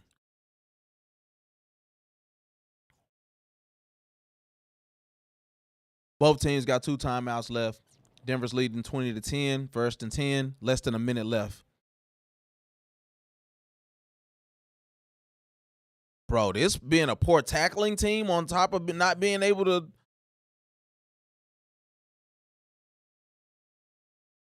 Denver calls a timeout, 44 seconds left.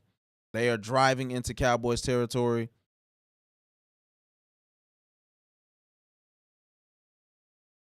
Bro, Sean Payton has the Cowboys number. I want you to always, I don't even say always remember. I want you to never forget. Sean Payton and the New Orleans Saints got 40 first downs against us one time. NFL record, 40 first downs. Terrible defenses. Somebody in that building needs to figure out how to draft quality linebackers, quality corners, quality defensive ends and tackles, period. All right, spread set, 5 wide, 4 wide. No, that's 5 wide for Denver Broncos. They are inside the 30, inside the 25, driving against the Dallas Cowboys. I'm sure somebody open. Another touchdown. These guys are getting roasted.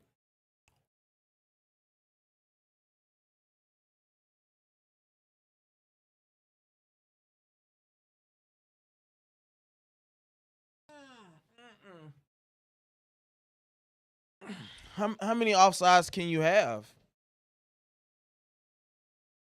I mean, seriously, how many offsides can you actually have? How hard is it to look at where you're lined up before the ball is snapped?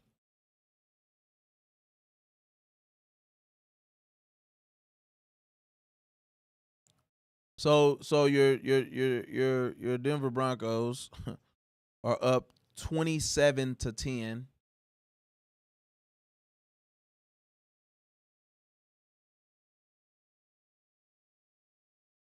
They just caught a 40-yard bomb to score, 30-yard bomb to score. Bro, I promise you I could play corner better than that in the NFL right now. It's like, unless you got Randy Moss out there, Randy Moss was blowing the doors off of cover 3. Do you know what that means? Guys were lining like 15, 20 yards off the ball, and he ran by them. Nobody on this team for the Denver Broncos possesses that much speed. If anything, just don't let people get behind you like that. To be that far out of position and they're 5 wide, they're not even doing play action. They're letting you know I'm running the ball. I'm throwing the ball. They're not even acting like they're going to run. 27-10, bro. There's 39 seconds left. The Cowboys have scored with about this much time, but I ain't acting like I got much hope in it. Just take a knee and get to half, bro. I'm sick of it.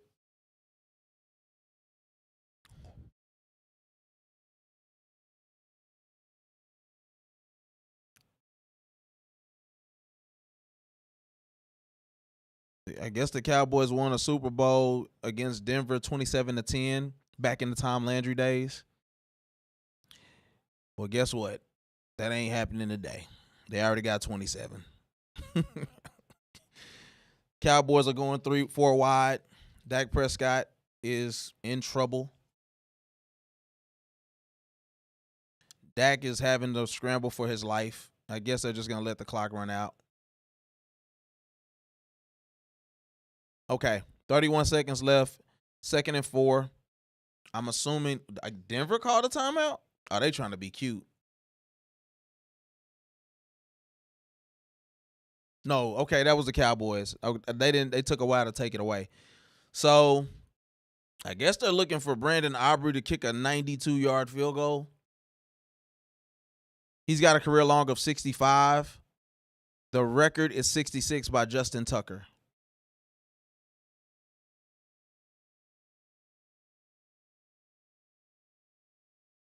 All right, Cowboys have the ball. 31 seconds left.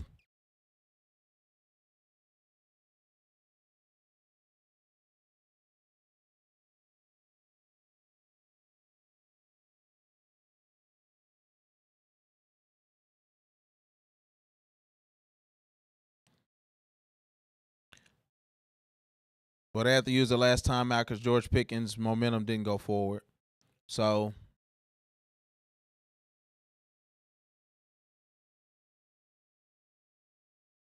what I can appreciate is that George Pickens ain't allowing nobody to do him any kind of way. George Pickens is a true dog. Period.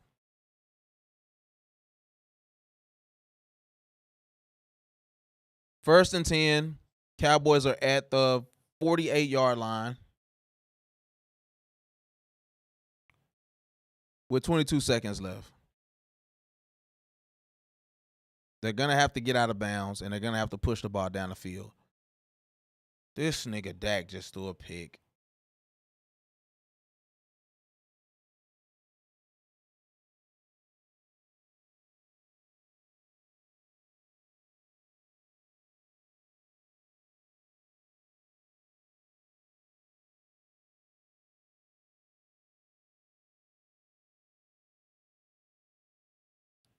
Why is that the ball that you just? Why is that the ball that you thought was a good ball? You got Kevontae Turpin with somebody on him.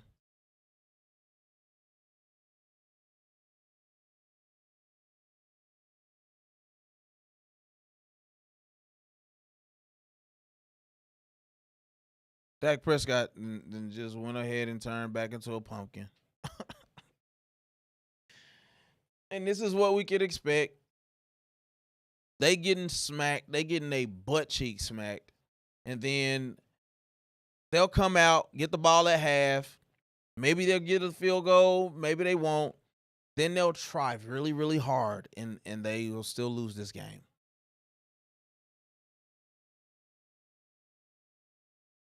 Cowboys are down 17. Brian Schottenheimer talking to the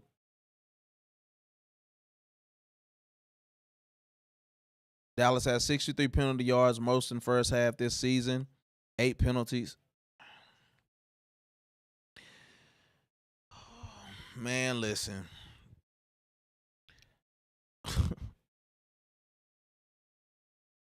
Cowboys be pissing me off, dog, and I'm just keeping it a bean with you, man. I don't understand how this is the route that we chose to take coming into this stadium today.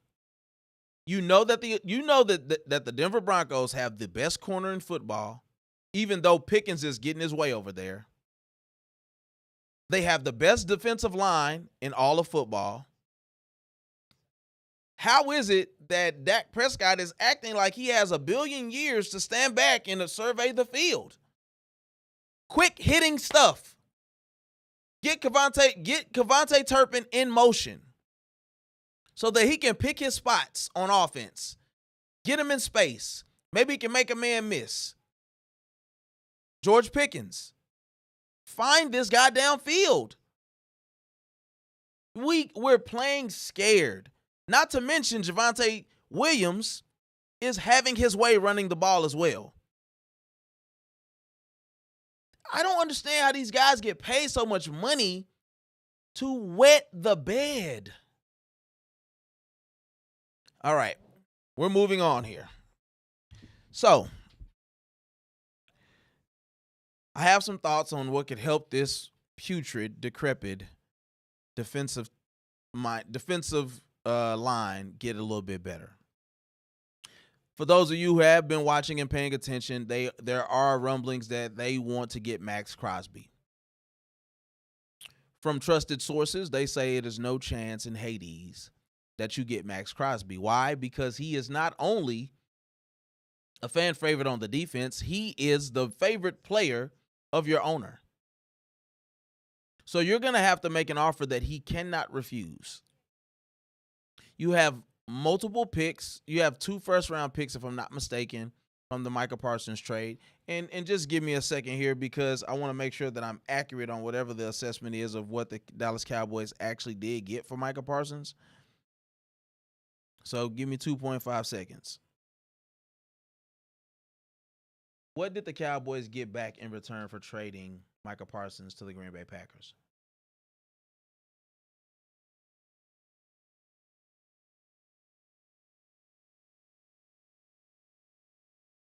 Okay, what we got going here?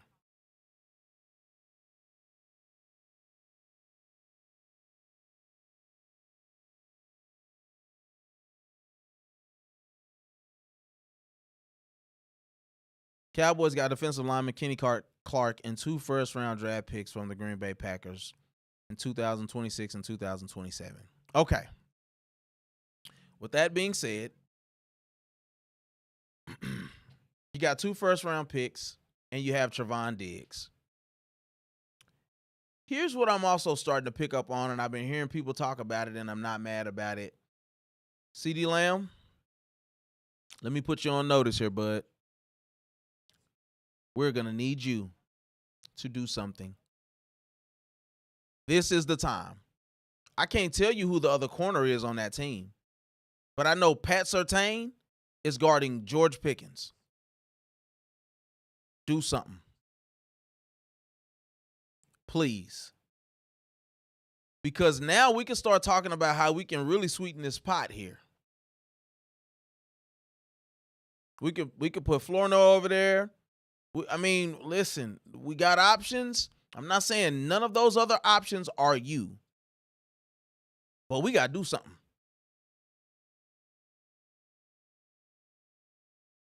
You taking yourself out the game every other play? Are you injured again? Because if you are, we need to talk about it. Please let us know. So anyway, what I'm thinking here, I know that the New York Jets won today, but they do have a player that I covet over there. Quinnen Williams, defensive tackle. Young player. I swear, I don't be knowing where they be getting this stuff from, because I promise you I was the first person to say anything about going to get a guy like Quinnen Williams. He's young. He's athletic. He gets in the backfield. He doesn't have a lot of sacks. He's not going to be a sack guy. He's going to be a run stuffer. He's going to get pressure on the quarterback. He's going to push that pocket backwards. You give up, in my opinion, you give up Trevon Diggs. You give up one or two of our defensive linemen and maybe even a second rounder to get Quinnen Williams. Of course, to get a guy like Max Crosby, you're going to have to give up probably both of those second-round picks, which I'm not mad at because he's way more effective at pass rusher and stopping the run than Michael Parsons was. So that's my opinion on that. So you got options for Quinnen Williams. You got options for Max Crosby. And I've been hearing people talk about Josh Simmons that plays on the defensive end, that plays on the defensive line for Tennessee Titans? Personally, I don't know if you're really trying to build something now and you believe you can win with Cam Ward right now, you don't get rid of one of your best defensive players if he's effective like that. Now, I'll be honest and say I've not seen a lot of film on Simmons. But I've been hearing a lot of people say that is a way that you could go as well. I say you use some of the players that we already have, because you got to think with Trevon Diggs, he's also taking up a lot of salary cap space. He's not playing well, and now he's getting often injured. He's very often injured now. So in my opinion, you package him with another player or like a second-round pick, and you send him over there to the Jets. You find a way to get two defensive players using popular, because I'm not going to say good, popular players from the Dallas Cowboys defensive line, and those and maybe a second-round pick, and then use those two first-round picks to go get a bona fide stud on that defensive line. This is not a good omen, so to speak, for your Dallas Cowboys the way that this first half has went. Now, they've shown that they can put a drive together and drive the ball down the field. But you got to get Bo Nix off his spot, man. You got to send one of these linebackers in on some type of blitz, because he's not having to move off his spot and guys are running wide open. If a quarterback is not worried about the pass rush, your defense is in trouble if he can be halfway accurate with the ball. So that is definitely something. All right, so we're going to look at this Cam Newton clip here, and then we're going to talk about that while we're at this halftime. So for those of you who didn't know, this was a race between mascots. Cam Newton is picking at one of them and celebrating with the other one. And then we'll see how this unfolds here. So here we go.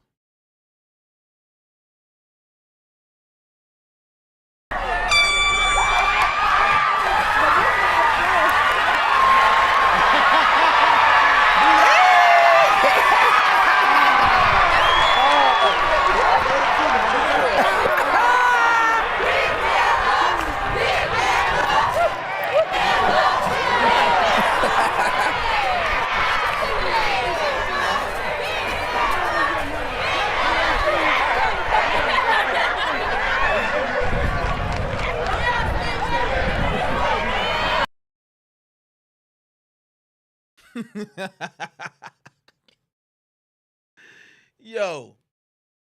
Now let me try these. Let me see if the comments. So it's okay. I figured it out. It's the overlay.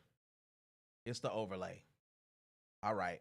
And I'll be honest, I don't even know how to change that because I want to give a little pizzazz to the overlay, but it is what it is. It seems like the only way to keep the comments up is to do it like this. But anyway, so what we got going on with old kinfolk Cameron Cecil Newton getting into it with the linemen, not the linemen, with the mascots. I don't like Cam. Got to chill out, dog. Cam got to chill out. And the funniest part of it was it appeared that what happened was as he's agitating the one mascot, he kind of pushed him a little bit, and it knocked his head. That's what started to knock the Mashika hat off. That's the name of his hat brand, Mashika. And it's like in response to that, as he gets his hat, it's the rear back. That rear back is hilarious, bro. And knocked the mascot in the head. Now the mascot, although he may have been agitated, there was a level of entertainment that he was still trying to bring, but he kept trying to mess with that hat, and now Cam feels disrespected all of a sudden. You gotta chill out, Cam. You absolutely gotta chill out, bro. That rear back was everything, though. And so then it went from, hey, man, watch out, to, hey, man, watch out. Stop playing with me. I don't know. Cam is funny for that, though. And that's what I'm saying. It was all fun and game until it wasn't. You know what I'm saying? Like, it was all cool. And then once he like kept coming at him and wouldn't stop trying to get that hat, now he pissed. That was so funny. I cried real tears watching that video. And then you got Ryan Clark who comes over and, rallies the troops and is like, hey, everything's cool. Everything cool. But that junk was funny. I ain't gonna hold you. That junk was real funny. But yeah, so of course, with Cam, he has been rampant in the news for a lot of the stuff he's doing. Him and I don't know the young lady's name, but the new co-host of 106 in Sports. I'm not really into it from what I've seen thus far. It seems too commercial to me. You got the DJ. You're trying to bring in a bunch of the young people. It was all right. I couldn't really finish the show. No disrespect to what they got going on over there. I hope it does well, but I'm good. And I think LeBron James is like an executive producer of that show or the creator of it or something like that. But, whatever. Cam has been in the news a lot just for different things. Of course, the things with the 3 baby mamas, 8 kids, the Cheyenne Bryant situation. In most recent time, the Jason Wilson interview where, Jason read him his rights and pretty much called him out, held him accountable in a loving way, I would say. And Cam didn't appear to receive it as well as he act like he did. And so, of course, him and Gilly have gotten into it recently over the Jalen Hurts debate. Cam doesn't believe that Jalen Hurts is a top 10 quarterback. And, of course, Gilly does. So Gilly seems to have a level of glazing that he does for that team. And so it just kind of is what it is. He's doing what he does. He created this new character, Petty Cam, that, it turns into this boasting, bragging type situation that I'm not necessarily a fan of.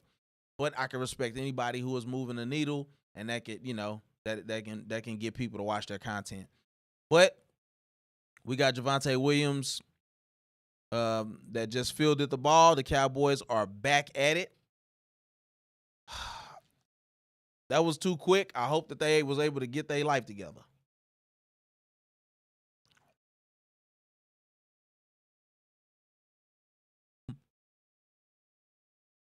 Oh, Cameron Cecil.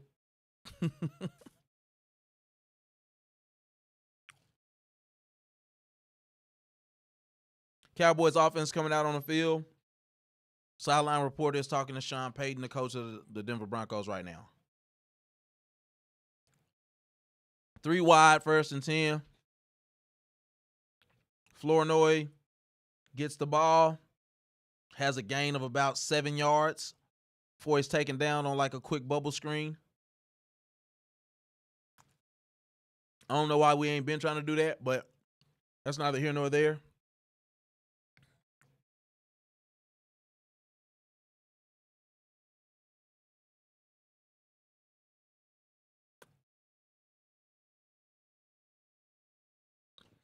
CD Lamb is non-existent right now. 2 receiver set.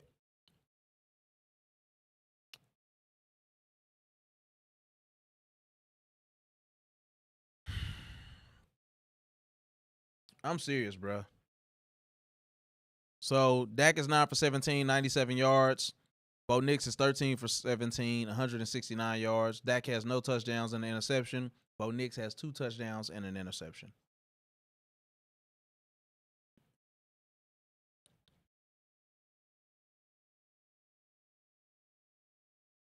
I don't recognize this quarterback right now.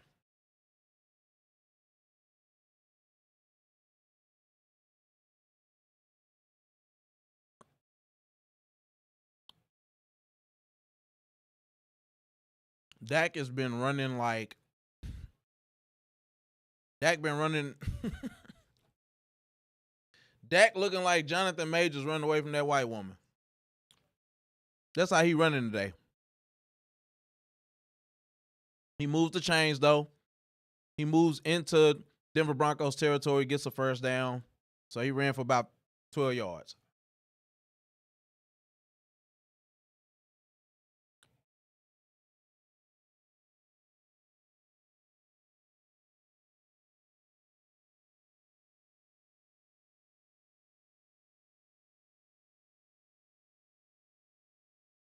Javonte Williams ran for 2 yards.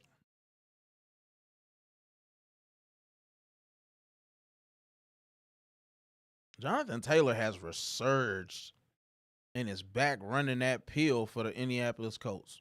He just ran for 80 yards. 2nd and 8 for your Dallas Cowboys.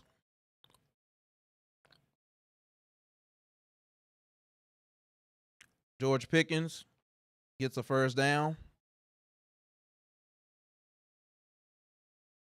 Man, let him cook. George Pickens catches a curl route, a short curl route, gets a first down, gets up and starts talking noise to the Denver Broncos sideline. He's the only life that we have as a receiver in this game today. CeeDee Lamb looked like he lost his dog. And they just did another end around. Didn't he get hurt last time doing that end around bull crap? I'm so sick of these.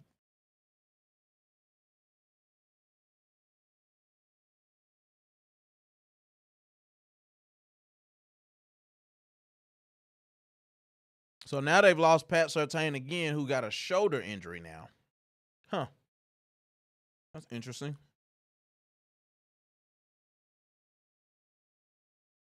So you're going to tell me the backup is as good as Patrick Surtain?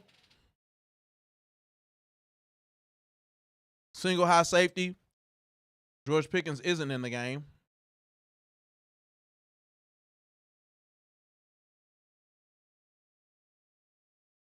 I don't understand this playoff. I don't understand none of these play calls all of a sudden. I don't know, bro. We're not even trying to be aggressive. Pat Surtain is not in the game. George Pickens shouldn't be on the sidelines for any reason. It's 3rd and 8, 3rd quarter, 11 minutes, 20 seconds left in the 3rd quarter. We are inside the 40. And they are bringing a blitz. I'm going for it, bro. I ain't even going to hold you.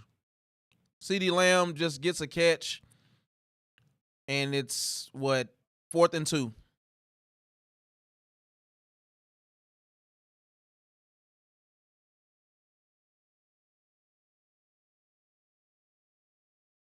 Cowboys are going for it on 4th and 2. I can almost guarantee you that Randy Dakota Prescott gonna be able to run for a first down if they dial this up properly.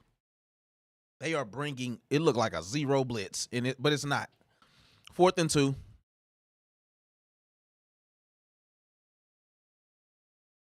George Pickens for the first down for about 20 yards down the field. 17. I stand corrected. George Pickens is that guy. Let's throw the ball to George Pickens. Hello here.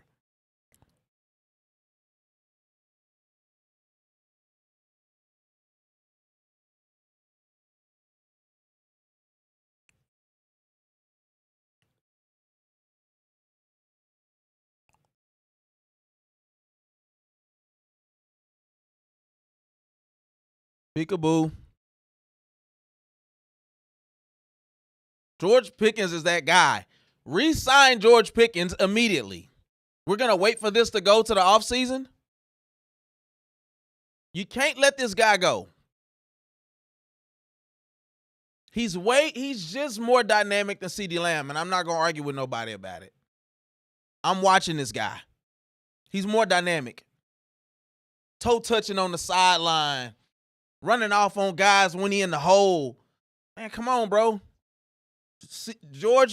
We can't let George Pickens get away. I'm sorry. Sign him immediately. 1st and goal for the Cowboys. Javonte Williams has a strong 4-yard run. 4 or 5-yard run. Give me a bootleg or something here. Get me George going to the sideline or something.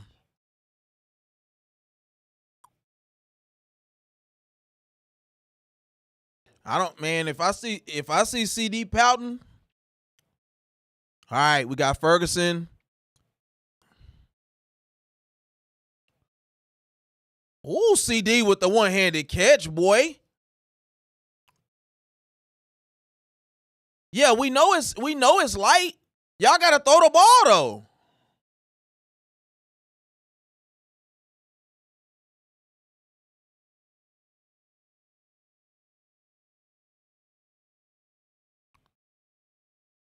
I do agree with CD though. Y'all got to put the ball in the air, bro. All right, so it's 3rd and goal, inside the 3. 3 receiver set. Somebody gotta be open. Thank you. All right.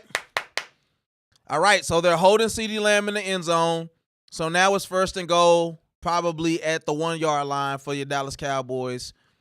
Jeez Louise, we need to get it going here. Shout out to the Cowboy offense for going for it on 4th and 2. We needed it. Ball at the 1-yard line. 1st and goal. Don't get cute. Run the ball with Javonte Williams.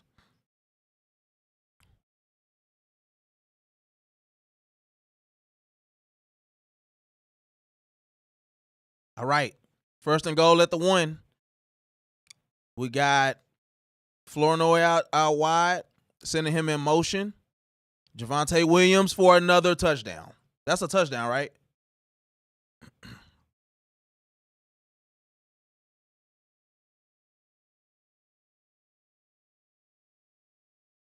Did Javonte Williams get in there? Nah, he's short. He's short by like the nose of the ball. He's short.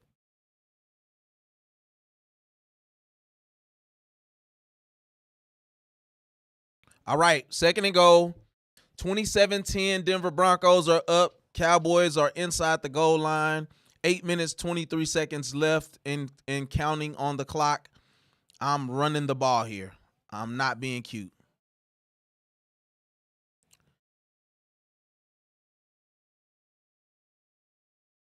CeeDee Lamb, shut your mouth. We know he can't hold you. Shut up and make the play, bro. We don't want to hear that, dog. I get tired of hearing that crap. Half the distance to the goal. Now we on the half-yard line. I can't believe Houston absolutely put a drubbing on San Francisco today.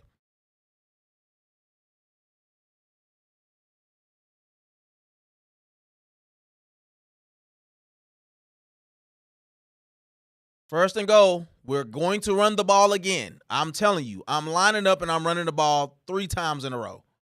I'm not getting cute here. Javonte Williams is in for a touchdown. It is now 27-16. 2 touchdowns for Javonte Williams. Former Denver Bronco player here. Hey, listen. A lot of times in football, it's not about being cute or innovative. You line up and you run the ball, and I would go for 2 here. You got to start trying to work some of this stuff in your favor, to be honest. Because you don't want to be running, you don't want to be fighting against the clock if we can't get a stop. Or if it's going to take you a whole drive to get a stop and then you hold them to a field goal.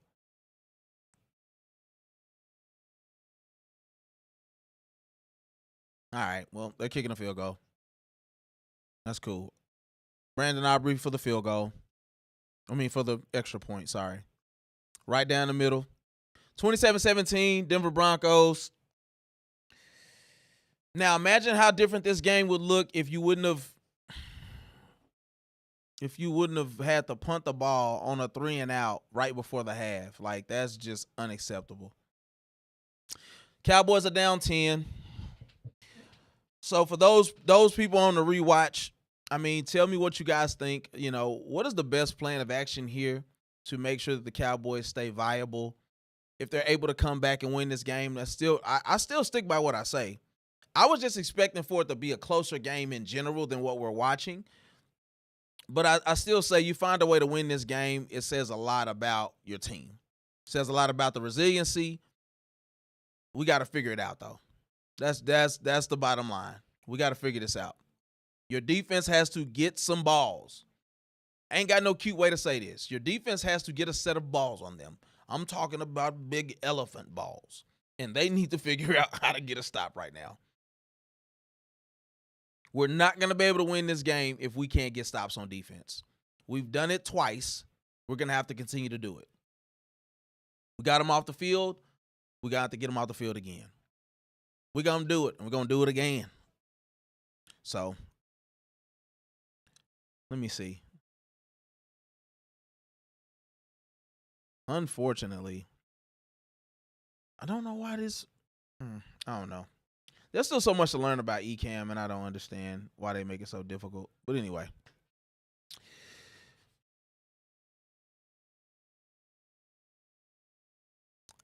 There's a report out there saying that your Dallas Cowboys reached out to all 32 teams. I don't know how much I believe that. Inquiring about people that were available for a trade. I don't know how much I believe that. But overall, though, I think going into these next couple of weeks, you got to give somebody an offer they can't refuse. We just have to. Not every offense is going to be the greatest show on turf, right? And that's the St. Louis Rams team. You talk about Isaac Bruce and Isaac Hakeem, I think what was his name? I feel like I'm getting them names mixed up, but I think it was Isaac Hakeem or something like that. Yeah, Marshall Faulk. I forgot the quarterback's name. Kurt Warner. So I feel like, even if the Cowboys have this great immaculate defense that ends up putting up 40 today, every offense is going to go through its testy times where they have to figure it out, whether the storm, kind of wear down, dictate what you want it to be. But we got to figure something out on defense, man.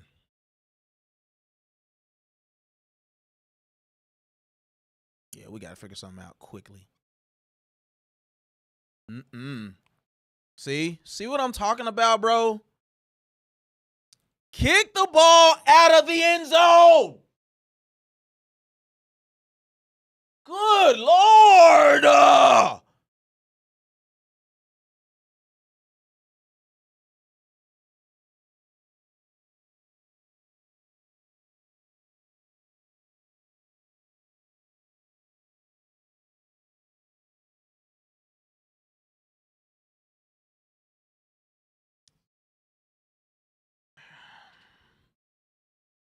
Denver Broncos get a big return, clearly, from my headache getting worse. They are now inside the 50 of your Dallas Cowboys. And J.K. Dobbins goes to the outside. There's nobody there. This is just pathetic football. This is just pathetic football, bro. Absolute pathetic football. All he did was say, nope, I'm going outside. Why are y'all so bunched up? And why is that? Who is number? Can somebody tell me who number 20 is, bro? He's constantly out of position. It's pathetic football, bro. Contain. Stop running into the hole if you're not even going to go there aggressively. You're just going doing this. Go run in the hole, boy. I'm so tired of watching this, bro. It's terrible football. We weren't this bad in flag, bro. Freaking pathetic, dog. We do all that stuff to drive down the field, bro. They're averaging 9.2 yards a rush. It's pathetic. Get some heart, bro. Somebody want to get in the way.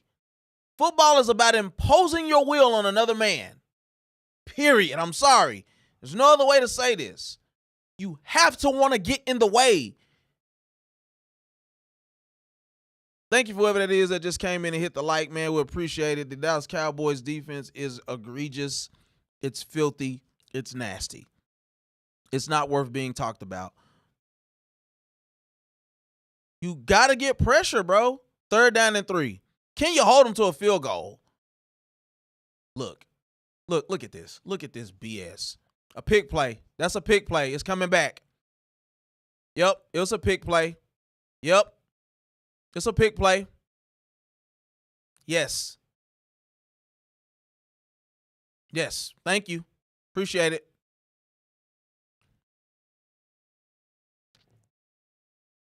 Thank you. Good. So they're going back 15 for that, right?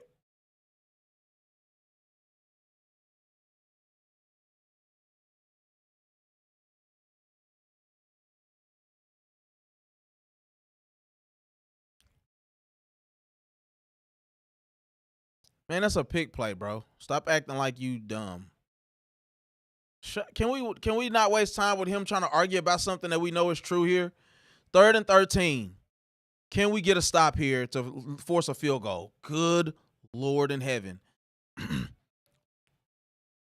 Boy, that was almost a touchdown steal. Stop. What are you celebrating? He dropped the ball. You're not good. I'm trying out for the Cowboys, bro. Can I try for the Cowboys? Can we put something in? I can play corner for the Cowboys. He did not get a stop there. Sutton dropped the ball. That's a touchdown. 3rd and 13. Sutton, it hits him in the chest because these Negroes don't know how to use their hands in today's NFL. That's the only reason why they are kicking to have a 13-point lead on the Cowboys right now. So it's now 30-17 Denver. The Cowboys get lucky because there's no way that shouldn't have been 7 right there.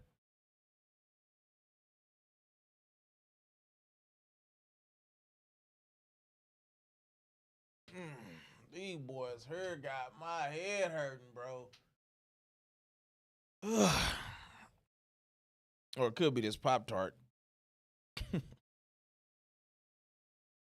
I ain't gonna lie, I don't even want to talk about this tomorrow. But it's the cost of doing business. Even in a win, if the defense doesn't start getting 3 and 4 stops in a row, it's not going to mean anything.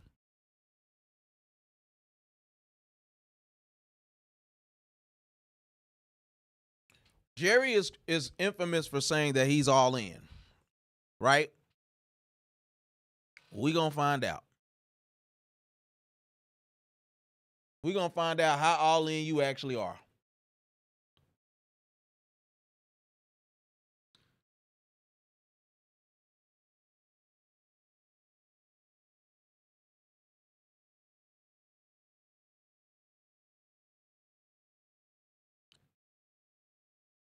Well, guys,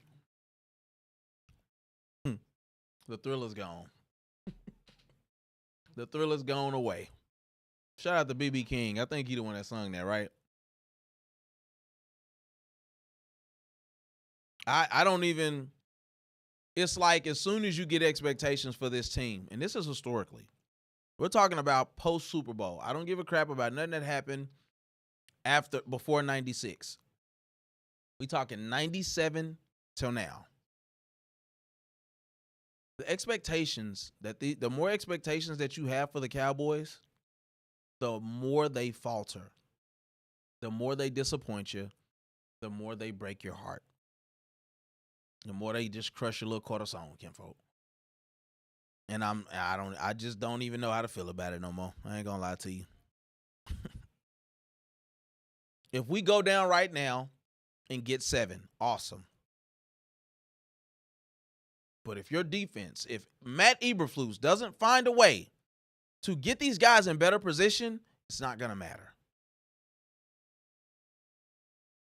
Because you'll be looking at 24-30, and they just can't get a stop. Any score makes it a 2-possession game, even if we get a touchdown.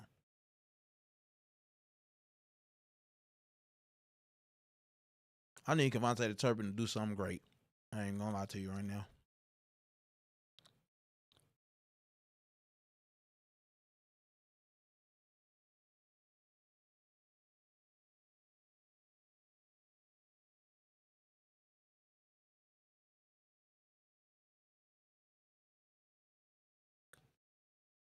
Pat Surtain has now been ruled out for the rest of the game.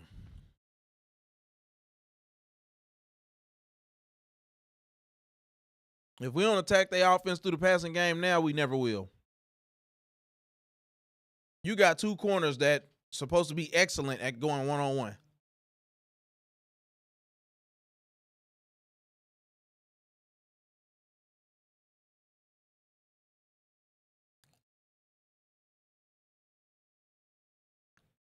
This is pathetic football, man.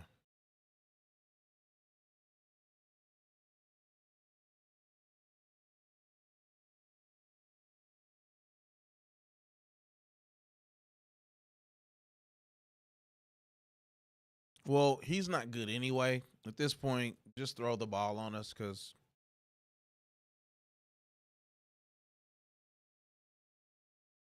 I don't be caring.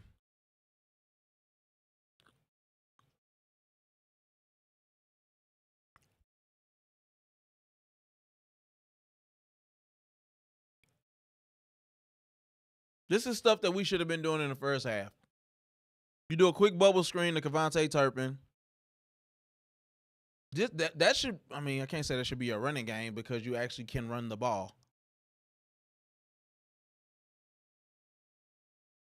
3rd and 10, third quarter, 4:53 and counting.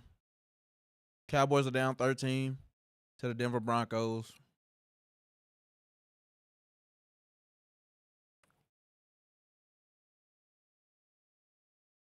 What the hell? But why is he throwing the ball like he's trying to throw it out of bounds?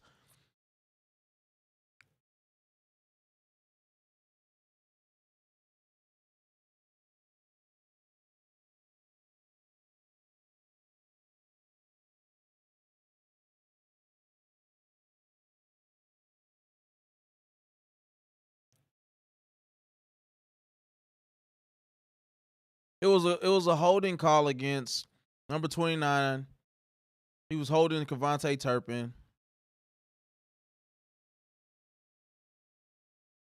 And first of all, CD was over there getting locked up. We get saved by a penalty. This nigga Jaden Blue just fumbled the ball.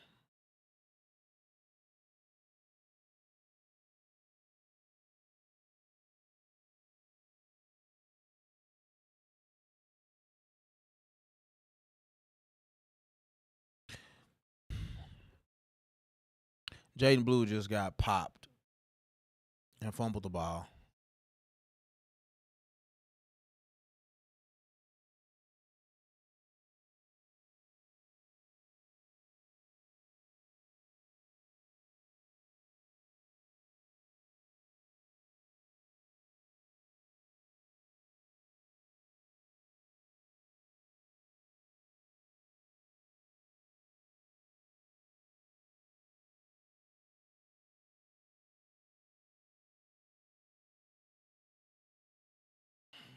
Jaden Blue just got his ad, and I ain't cussing. He got his AHH popped. I mean, it's just pathetic, bro.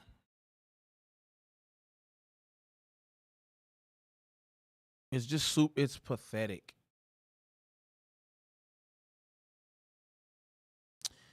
All right, 2nd and 10. The Dallas Cowboys have the ball. I mean, it's just CD catches the ball for a 3 or 4 yard catch. They trying to make something shake here. It just ain't looking too good, and they running my blood pressure up, bro. They running my blood pressure up. It's 3rd and 5. CD 7 targets, 5 catches, 50 yards. You got to find a way to get this. They are sending the house.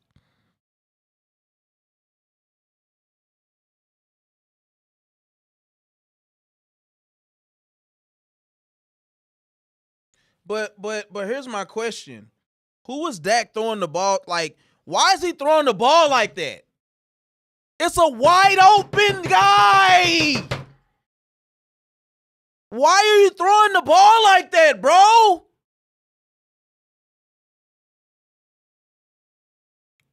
Why do you suck balls all of a sudden, bro? This is pathetic, dog.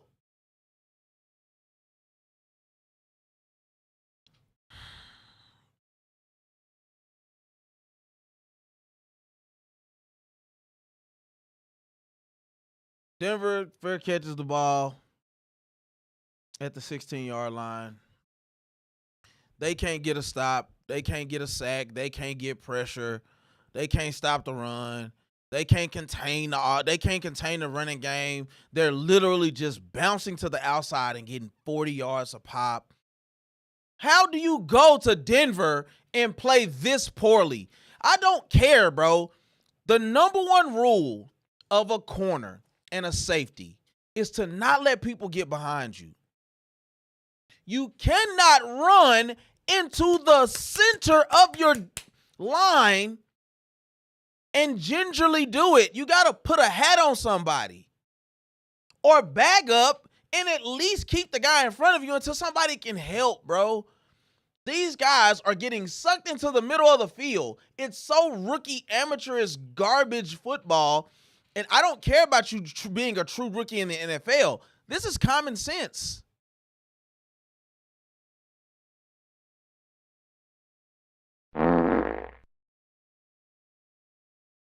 That's what we're getting from the Cowboys right now.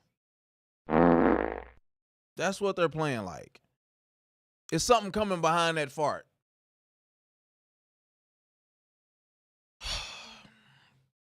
I don't know why. I don't know why I had any hope. And then y'all come out and fool's gold me by getting a pick early.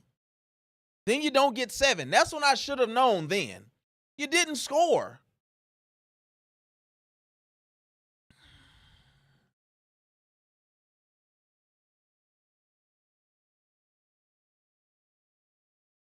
I was telling Cash last week, Max Crosby doesn't fix all of these problems.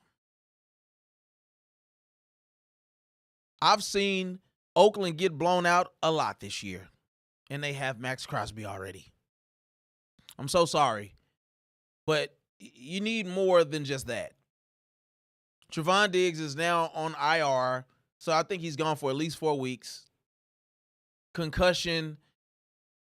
I mean, bro, we got to figure something out, man. I'm like, bro, seriously, though, Dak Prescott, Rain Dakota Prescott, bro. How do you just turn into looking like a horrible quarterback again? Again, bro.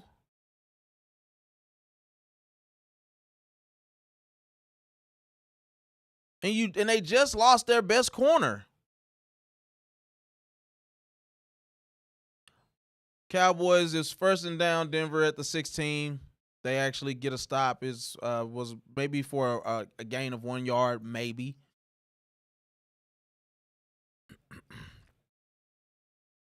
This starts to get real ugly here. This is because now you're fighting against more than just the team. You're fighting against time, delta, in stock terms. Anyway, Bo Nix, 2nd and 9. Denver's got the ball. They're pinned inside of their own 20 right now. Drops back for a pass. And Sutton gets a catch for a first down. Of course, number 25, whoever he is. Where is Deron Bland? Is he playing?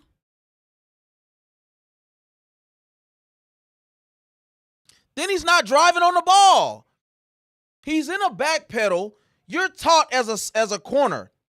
And then you drive. Move your feet and drive to the ball to get the tackle. This is just poor mechanics.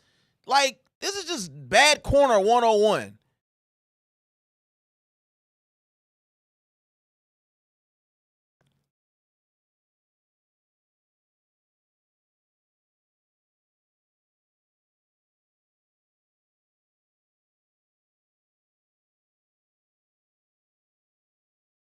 Who is that? Man, it was a gain of like 8 on the play, but who is number 27? We need him out there more. Stewart, whoever Stewart is out there hitting, and we need more of it. Jeez Louise, make somebody think about what they're doing out here. 2nd and 1, headed towards the 40. They're on the 35 right now. J.K. Dobbins running the ball, gets across the 40 and gets stopped, but it is a first down for Denver. J.K. Dobbins is a really good running back. I'm not going to hold you. He has some issues, has some injuries over the years. Didn't really work out for him in Baltimore, but he's averaging 75 yards a game pretty much and has 89 thus far already. And that's with them not holding contain and him getting to the outside and doing whatever the heck he wants to do once he gets to the outside. So first down. They finally get a stop for a loss. Whoever number 28 is. 26. Was that Deron Bland?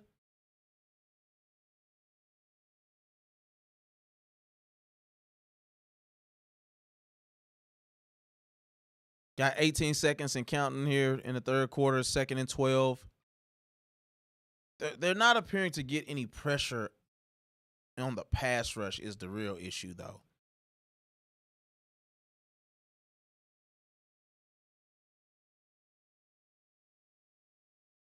Is something wrong with Pickens? Is he hurting some way? 30-17, Denver Broncos heading into the fourth quarter. 2nd and 12. Cowboys are getting their butt handed to them. It just is what it is, man. I just hope you could hear how this is what the Cowboys do. They take the excitement out of you. And let's be clear, I'll take a win is a win is a win. If we can find a way to win this game, I'll be happy. Dak Prescott is going to have to play out of his mind. Can't make any more mistakes. You got to be able to make the running game and get CeeDee Lamb and George Pickens and Jason Ferguson incorporated into this game in an effective way. I mean, Javonte Williams has 2 touchdown runs. The offense is stagnant. We got to figure something out here, guys. Going into the fourth quarter, your Dallas Cowboys are down 30-17 to the Denver Broncos. It's not been a good game. Dak Prescott has turned back into a pumpkin. It's no pretty way to say this. There's no way around it. He does not look good today. Now, they were just talking about Denver last week playing against the New York Football Giants. They were down 19 going into the fourth, and I think they end up putting up like 33 or something like that. I just want to come out with a win. I would like for this offense to resemble something that we've seen before this year. It seems right now that the Dallas Cowboys as a whole are incredibly inconsistent. And for the most part, Dakota Prescott, has been the only one up until even to this game. I'm saying this game, the Carolina game, he didn't look good. But against Green Bay, against the Philadelphia Eagles, I mean, he's looked good. Washington, he looked good. I'm like, I can't put my finger on what it is. I'm like, is the altitude that crucial in Denver that is just throwing everybody off, or what's going on? Because this don't even look like a team that's prepared, to be honest. We just lost the one of the backup safeties. So both the safeties coming into the game were hurt. Then you just lost the backup safety. For those of you who don't know, Trevon Diggs is now on the IR. He won't be playing for quite a few more weeks, maybe 4, I think it is. So Deron Bland is out there. Haven't seen his name get called, so they appear to be picking on the other side of the field. So now we're back. It is 2nd and 12. Fourth quarter is underway. Denver is still in their own. They haven't entered into Cowboys. Bro, they cannot get pressure on the quarterback. Why do y'all get beat so bad down the field?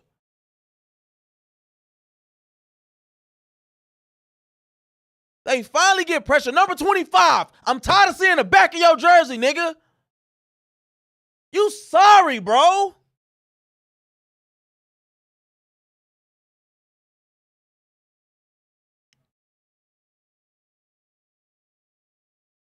Just garbage, bro.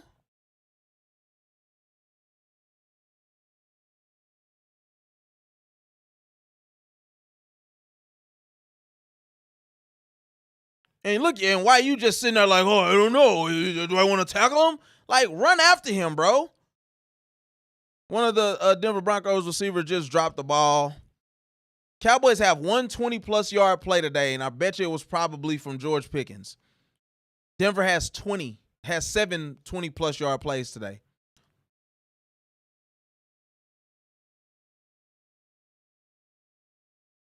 He's not good. I don't care if he gets another pick. Yeah, I don't like that. That's what I don't want to do.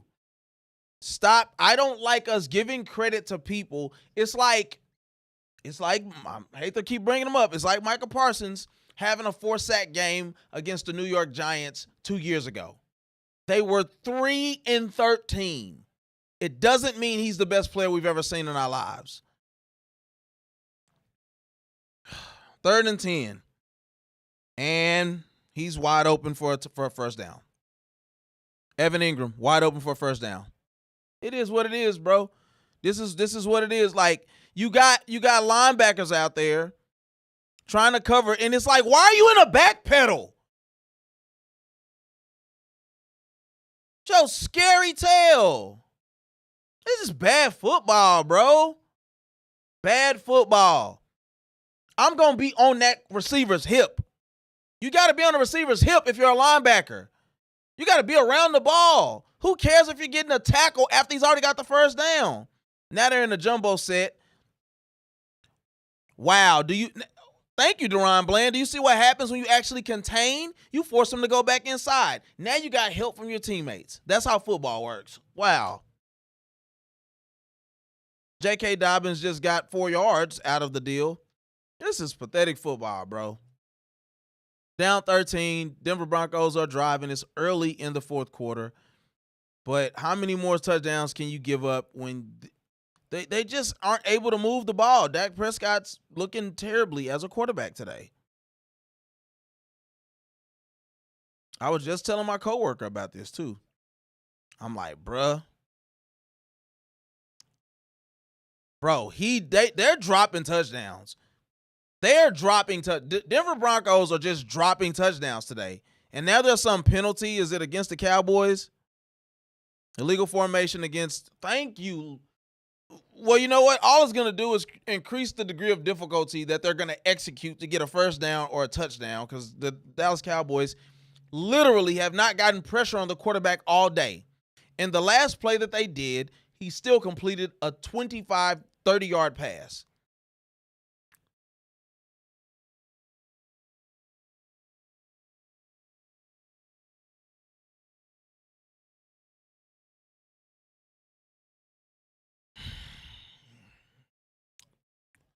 Fourth quarter, 3rd and 6. Denver Broncos have the ball. 12:54 on the clock. They're inside the 10. I have no reason to believe that they're going to do anything to get look, there's no pressure. This dude is insulated. And no, y'all suck balls. I can't stand people looking around. Like, here's what I'll say. Here's what I'll say. As men, right? This is what we got to normalize. As men, watching this Dallas Cowboy team makes you think about your life. It makes you think about what you're doing with your life. And what I can appreciate about my partner? I got my partner, Randy. I can appreciate that when we have conversations, we seek to take accountability for whatever it is that we are upset about, that we didn't like when a thing didn't go our way, just to say we got to do something better. The Cowboys, you are running free. You don't have a responsibility on this play. The closest person to you, though, should be the person you should think about taking responsibility for. The Cowboys don't seek to take accountability for what they have going on. Trevon Diggs is not on this team right now. He is on injured reserve. We just lost 3 safeties in a week. I don't no longer care about if you're a rookie, if they just picked you up off the street. You get a check to make plays. Make plays, sir. Don't look around waiting for somebody.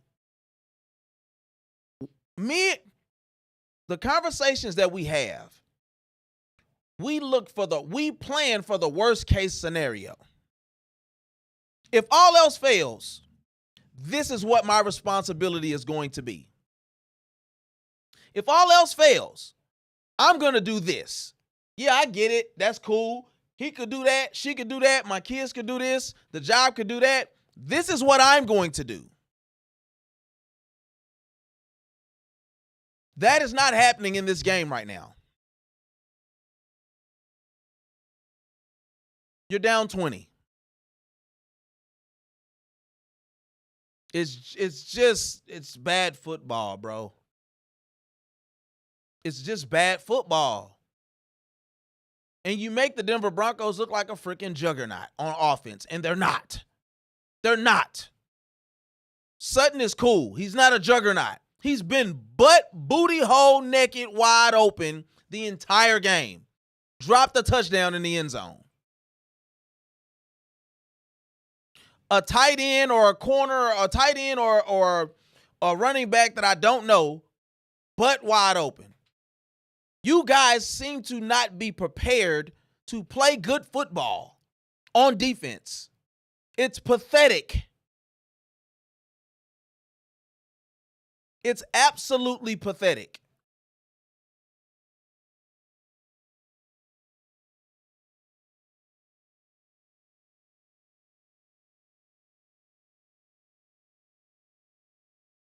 I could have just stayed in the bed, bro.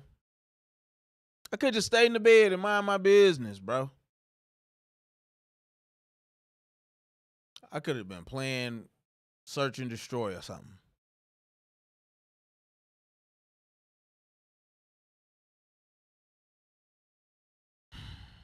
(37-17). Kevontae Turpin has the ball. He gets across the 25 to the 27, 28-yard line. It appears to be a guy for the Denver Broncos laying face down. I don't know if he's actually hurt or if he's just waiting for the pal to move. I'm never upset about execution. I am annoyed by just pathetic execution, though.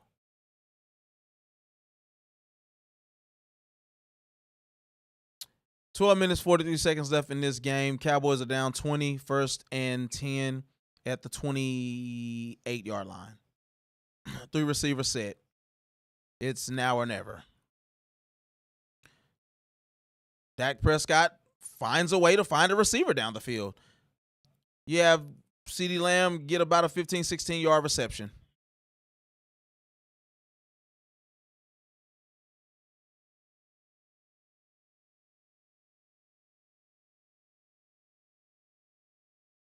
These opportunities were there before Patrick Surtain went out, if I'm being honest. George Pickens was having his way before Patrick Surtain came out the game. So I don't want to hear anything about Patrick Surtain being at the game. That is just an excuse that you get to use for, I don't know. Denver Broncos just got a sack on Dak Prescott. It is now 2nd and 12 after the Cowboys converted a first down. Dak Prescott ball placement is poo cheese today. He's just not putting the ball in good positions.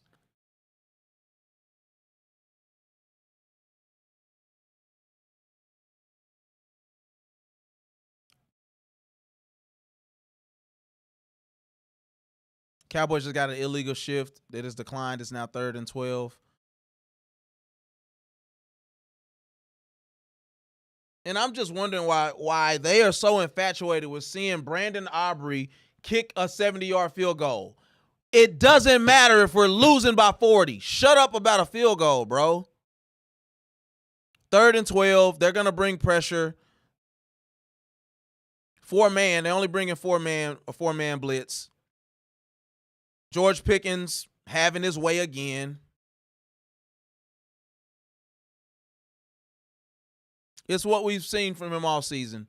George Pickens is that guy, period. He's open. If you don't think he's open, he's still open.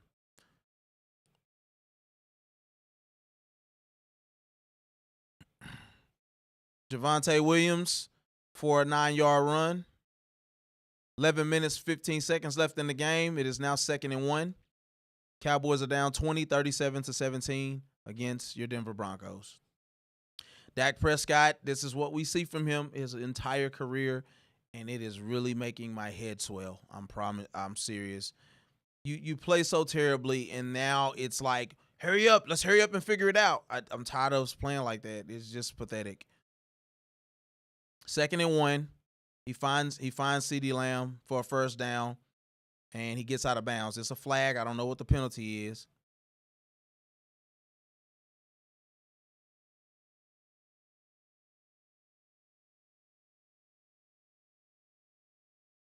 We got a roughing the passer on Denver Broncos right now. So 15 yards will be added to the end of that play. The Cowboys are approaching, or if not, are in the red zone right now. That last play was, so it'll be 15. So he picked Dak up and drilled him into the ground. So we should be inside of the red zone now. This defensive line ain't no joke, though. I'll tell you that. This defensive line ain't no joke for the Denver Broncos. All right, so the Cowboys are, in fact, at the 12-yard line, 11 and a half, driving to try to score. They are down 20 points. And Dak Prescott just threw another pick.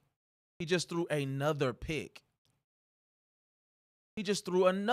And then they don't even try to get a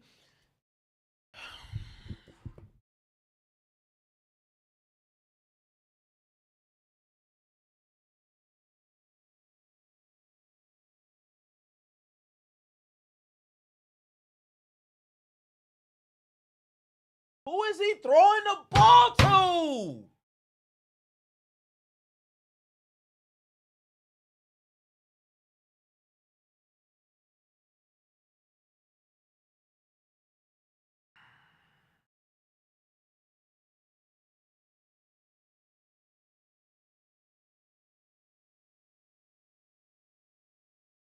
CeeDee Lamb's not even looking for the ball.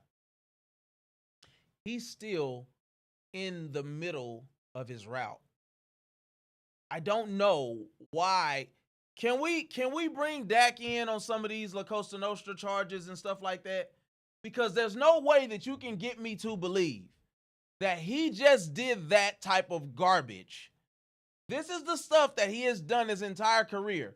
And so Denver will go down and score, and then now we're finna go score 21 unanswered, and then it'll be down to stopping Denver, and then we'll lose the game. This is what we've seen from him his entire career, and I'm really tired of trying to give this dude a chance to be what everybody wants to say that he is. This is not a top 10 quarterback in the NFL. This is not a top 10 quarterback in the NFL.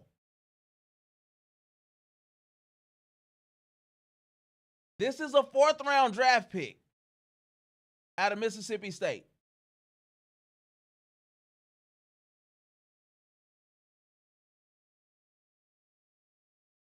And I think I've had my fill.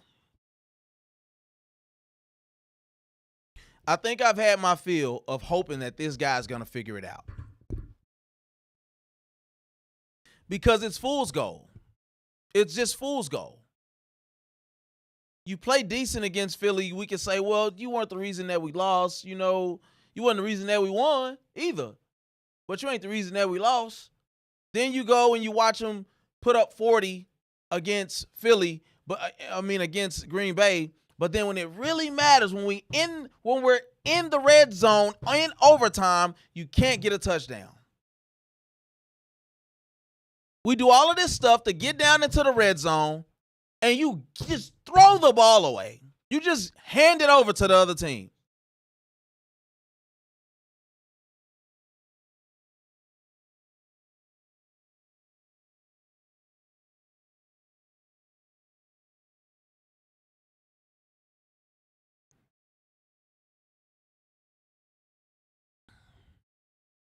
And they've quit on the game. They've quit on the game.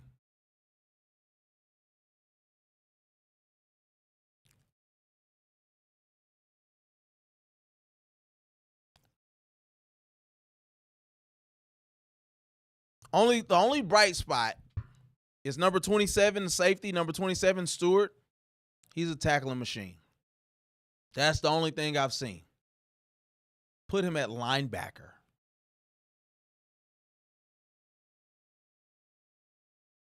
This is just pathetic football, bro. Pathetic football. These guys, 2 and 3 guys corralling a guy, can't get him down to the ground. This is just nutless football.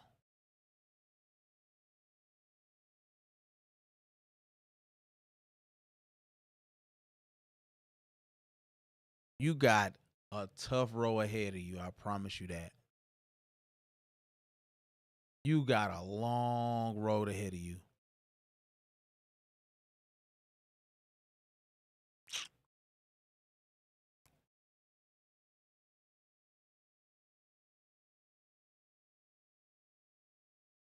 I don't. 8 minutes left. 8 minutes, 42 seconds.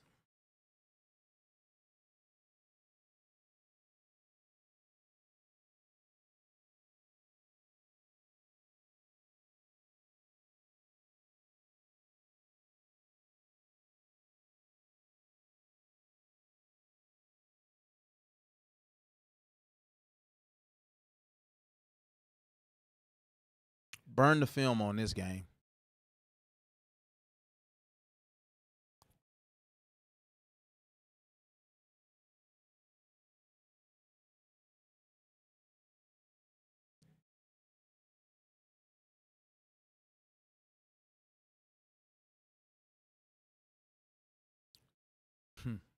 Then you got to go to work and talk to people who don't know football that just want to say stupid stuff. That's the worst part of all of this. You get up, you go to work to make a living, and then you have to listen to stupid comments from people who don't know football.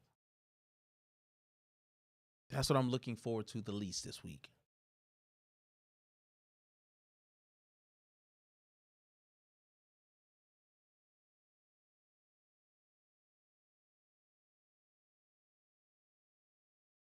Make Sean Payton look like the smartest, most greatest offensive play caller in the world, and he's not.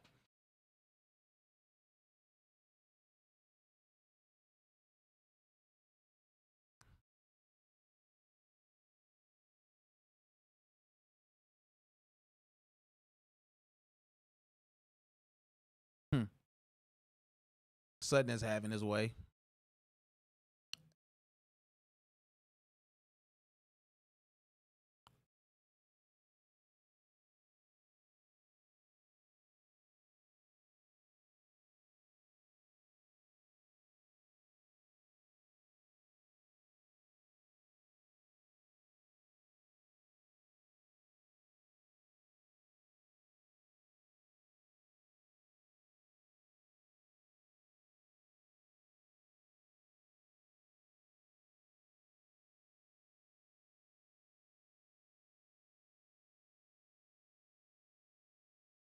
Cowboys get another defensive penalty.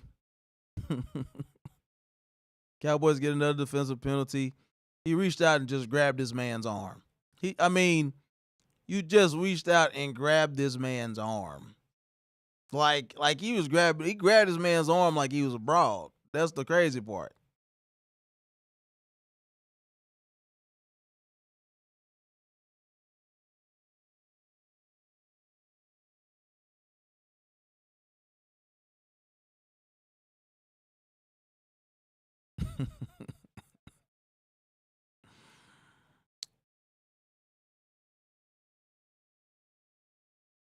I think this just brings us back to the conversation that we have to entertain and say, this isn't a good football team. Doesn't matter how explosive that your offense can look at times, it's not a good football team. And we can get so caught up in the glitz and the glamour of what it looks like to score touchdown after touchdown against mediocre, regular, basic teams that at some point we have to look at ourselves and temper our expectations, because the reality is this is not a good football team as a whole. The Dallas Cowboys are not a good football team as a whole. In all three phases of the game, offense, defense, and special teams, this is not a good football team. And we have to take the emotion out of it. We got to take the emotion out of it. And it says the guy who's hit this desk multiple times today, I just don't like seeing bad football from any. I hate seeing bad football from two teams that I don't have a rooting interest in, let alone the Dallas Cowboys. This defense is terrible.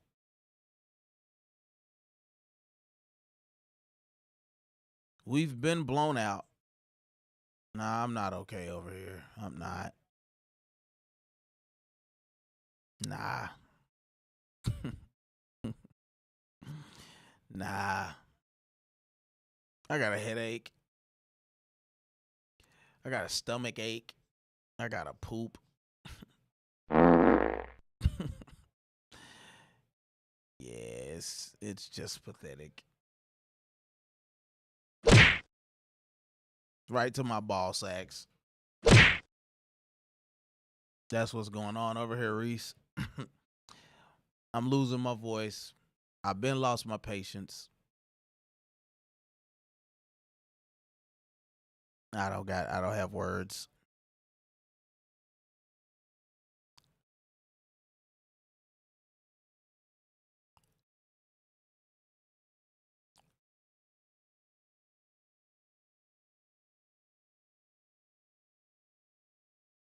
So let me get this right.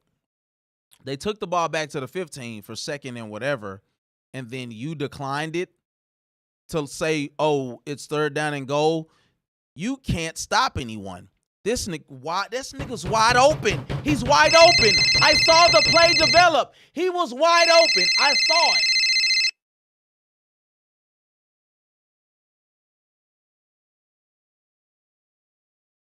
So you wanted to give them 10 yards when I knew that they were going to score. I knew that they were going to score.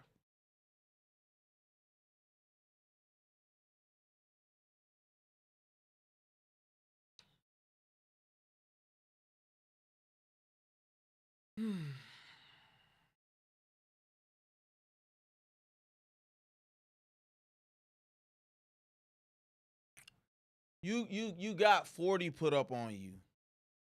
You got 40 put up on you. And it's still 7 minutes left in this game.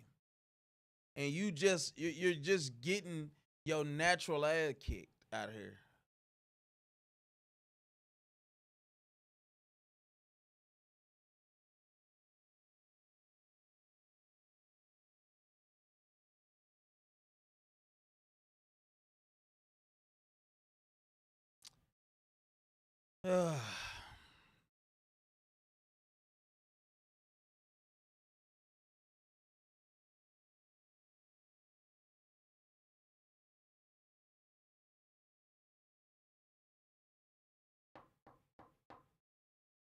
I'm glad I don't do drugs.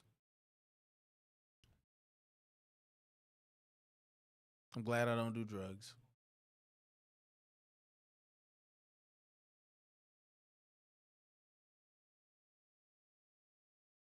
Because an 8-ball. An 8-ball would solve my problems. This is just pathetic football, dog. It's just pathetic football. Cooper Flag ain't looking so good. Now, mind you, I think Cooper going to be just fine. But the Mavericks just lost to the Washington Wizards yesterday. What's that about? So, there's that. Yeah, there's that. You know, no biggie.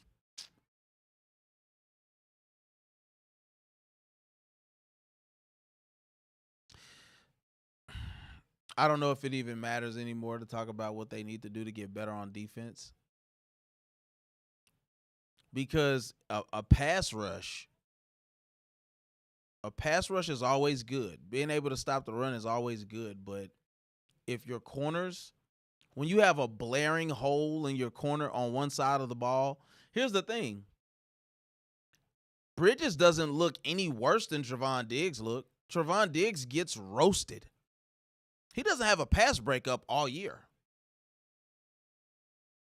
So we're not necessarily missing out on anything because he's on the injured reserve list.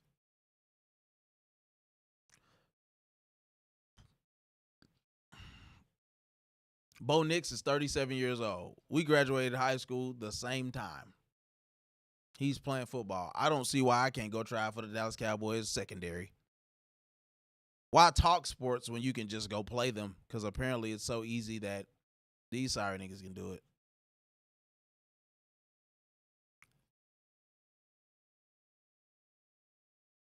Romo had to have some type of facial surgery or something. He looked different. He like literally looked different.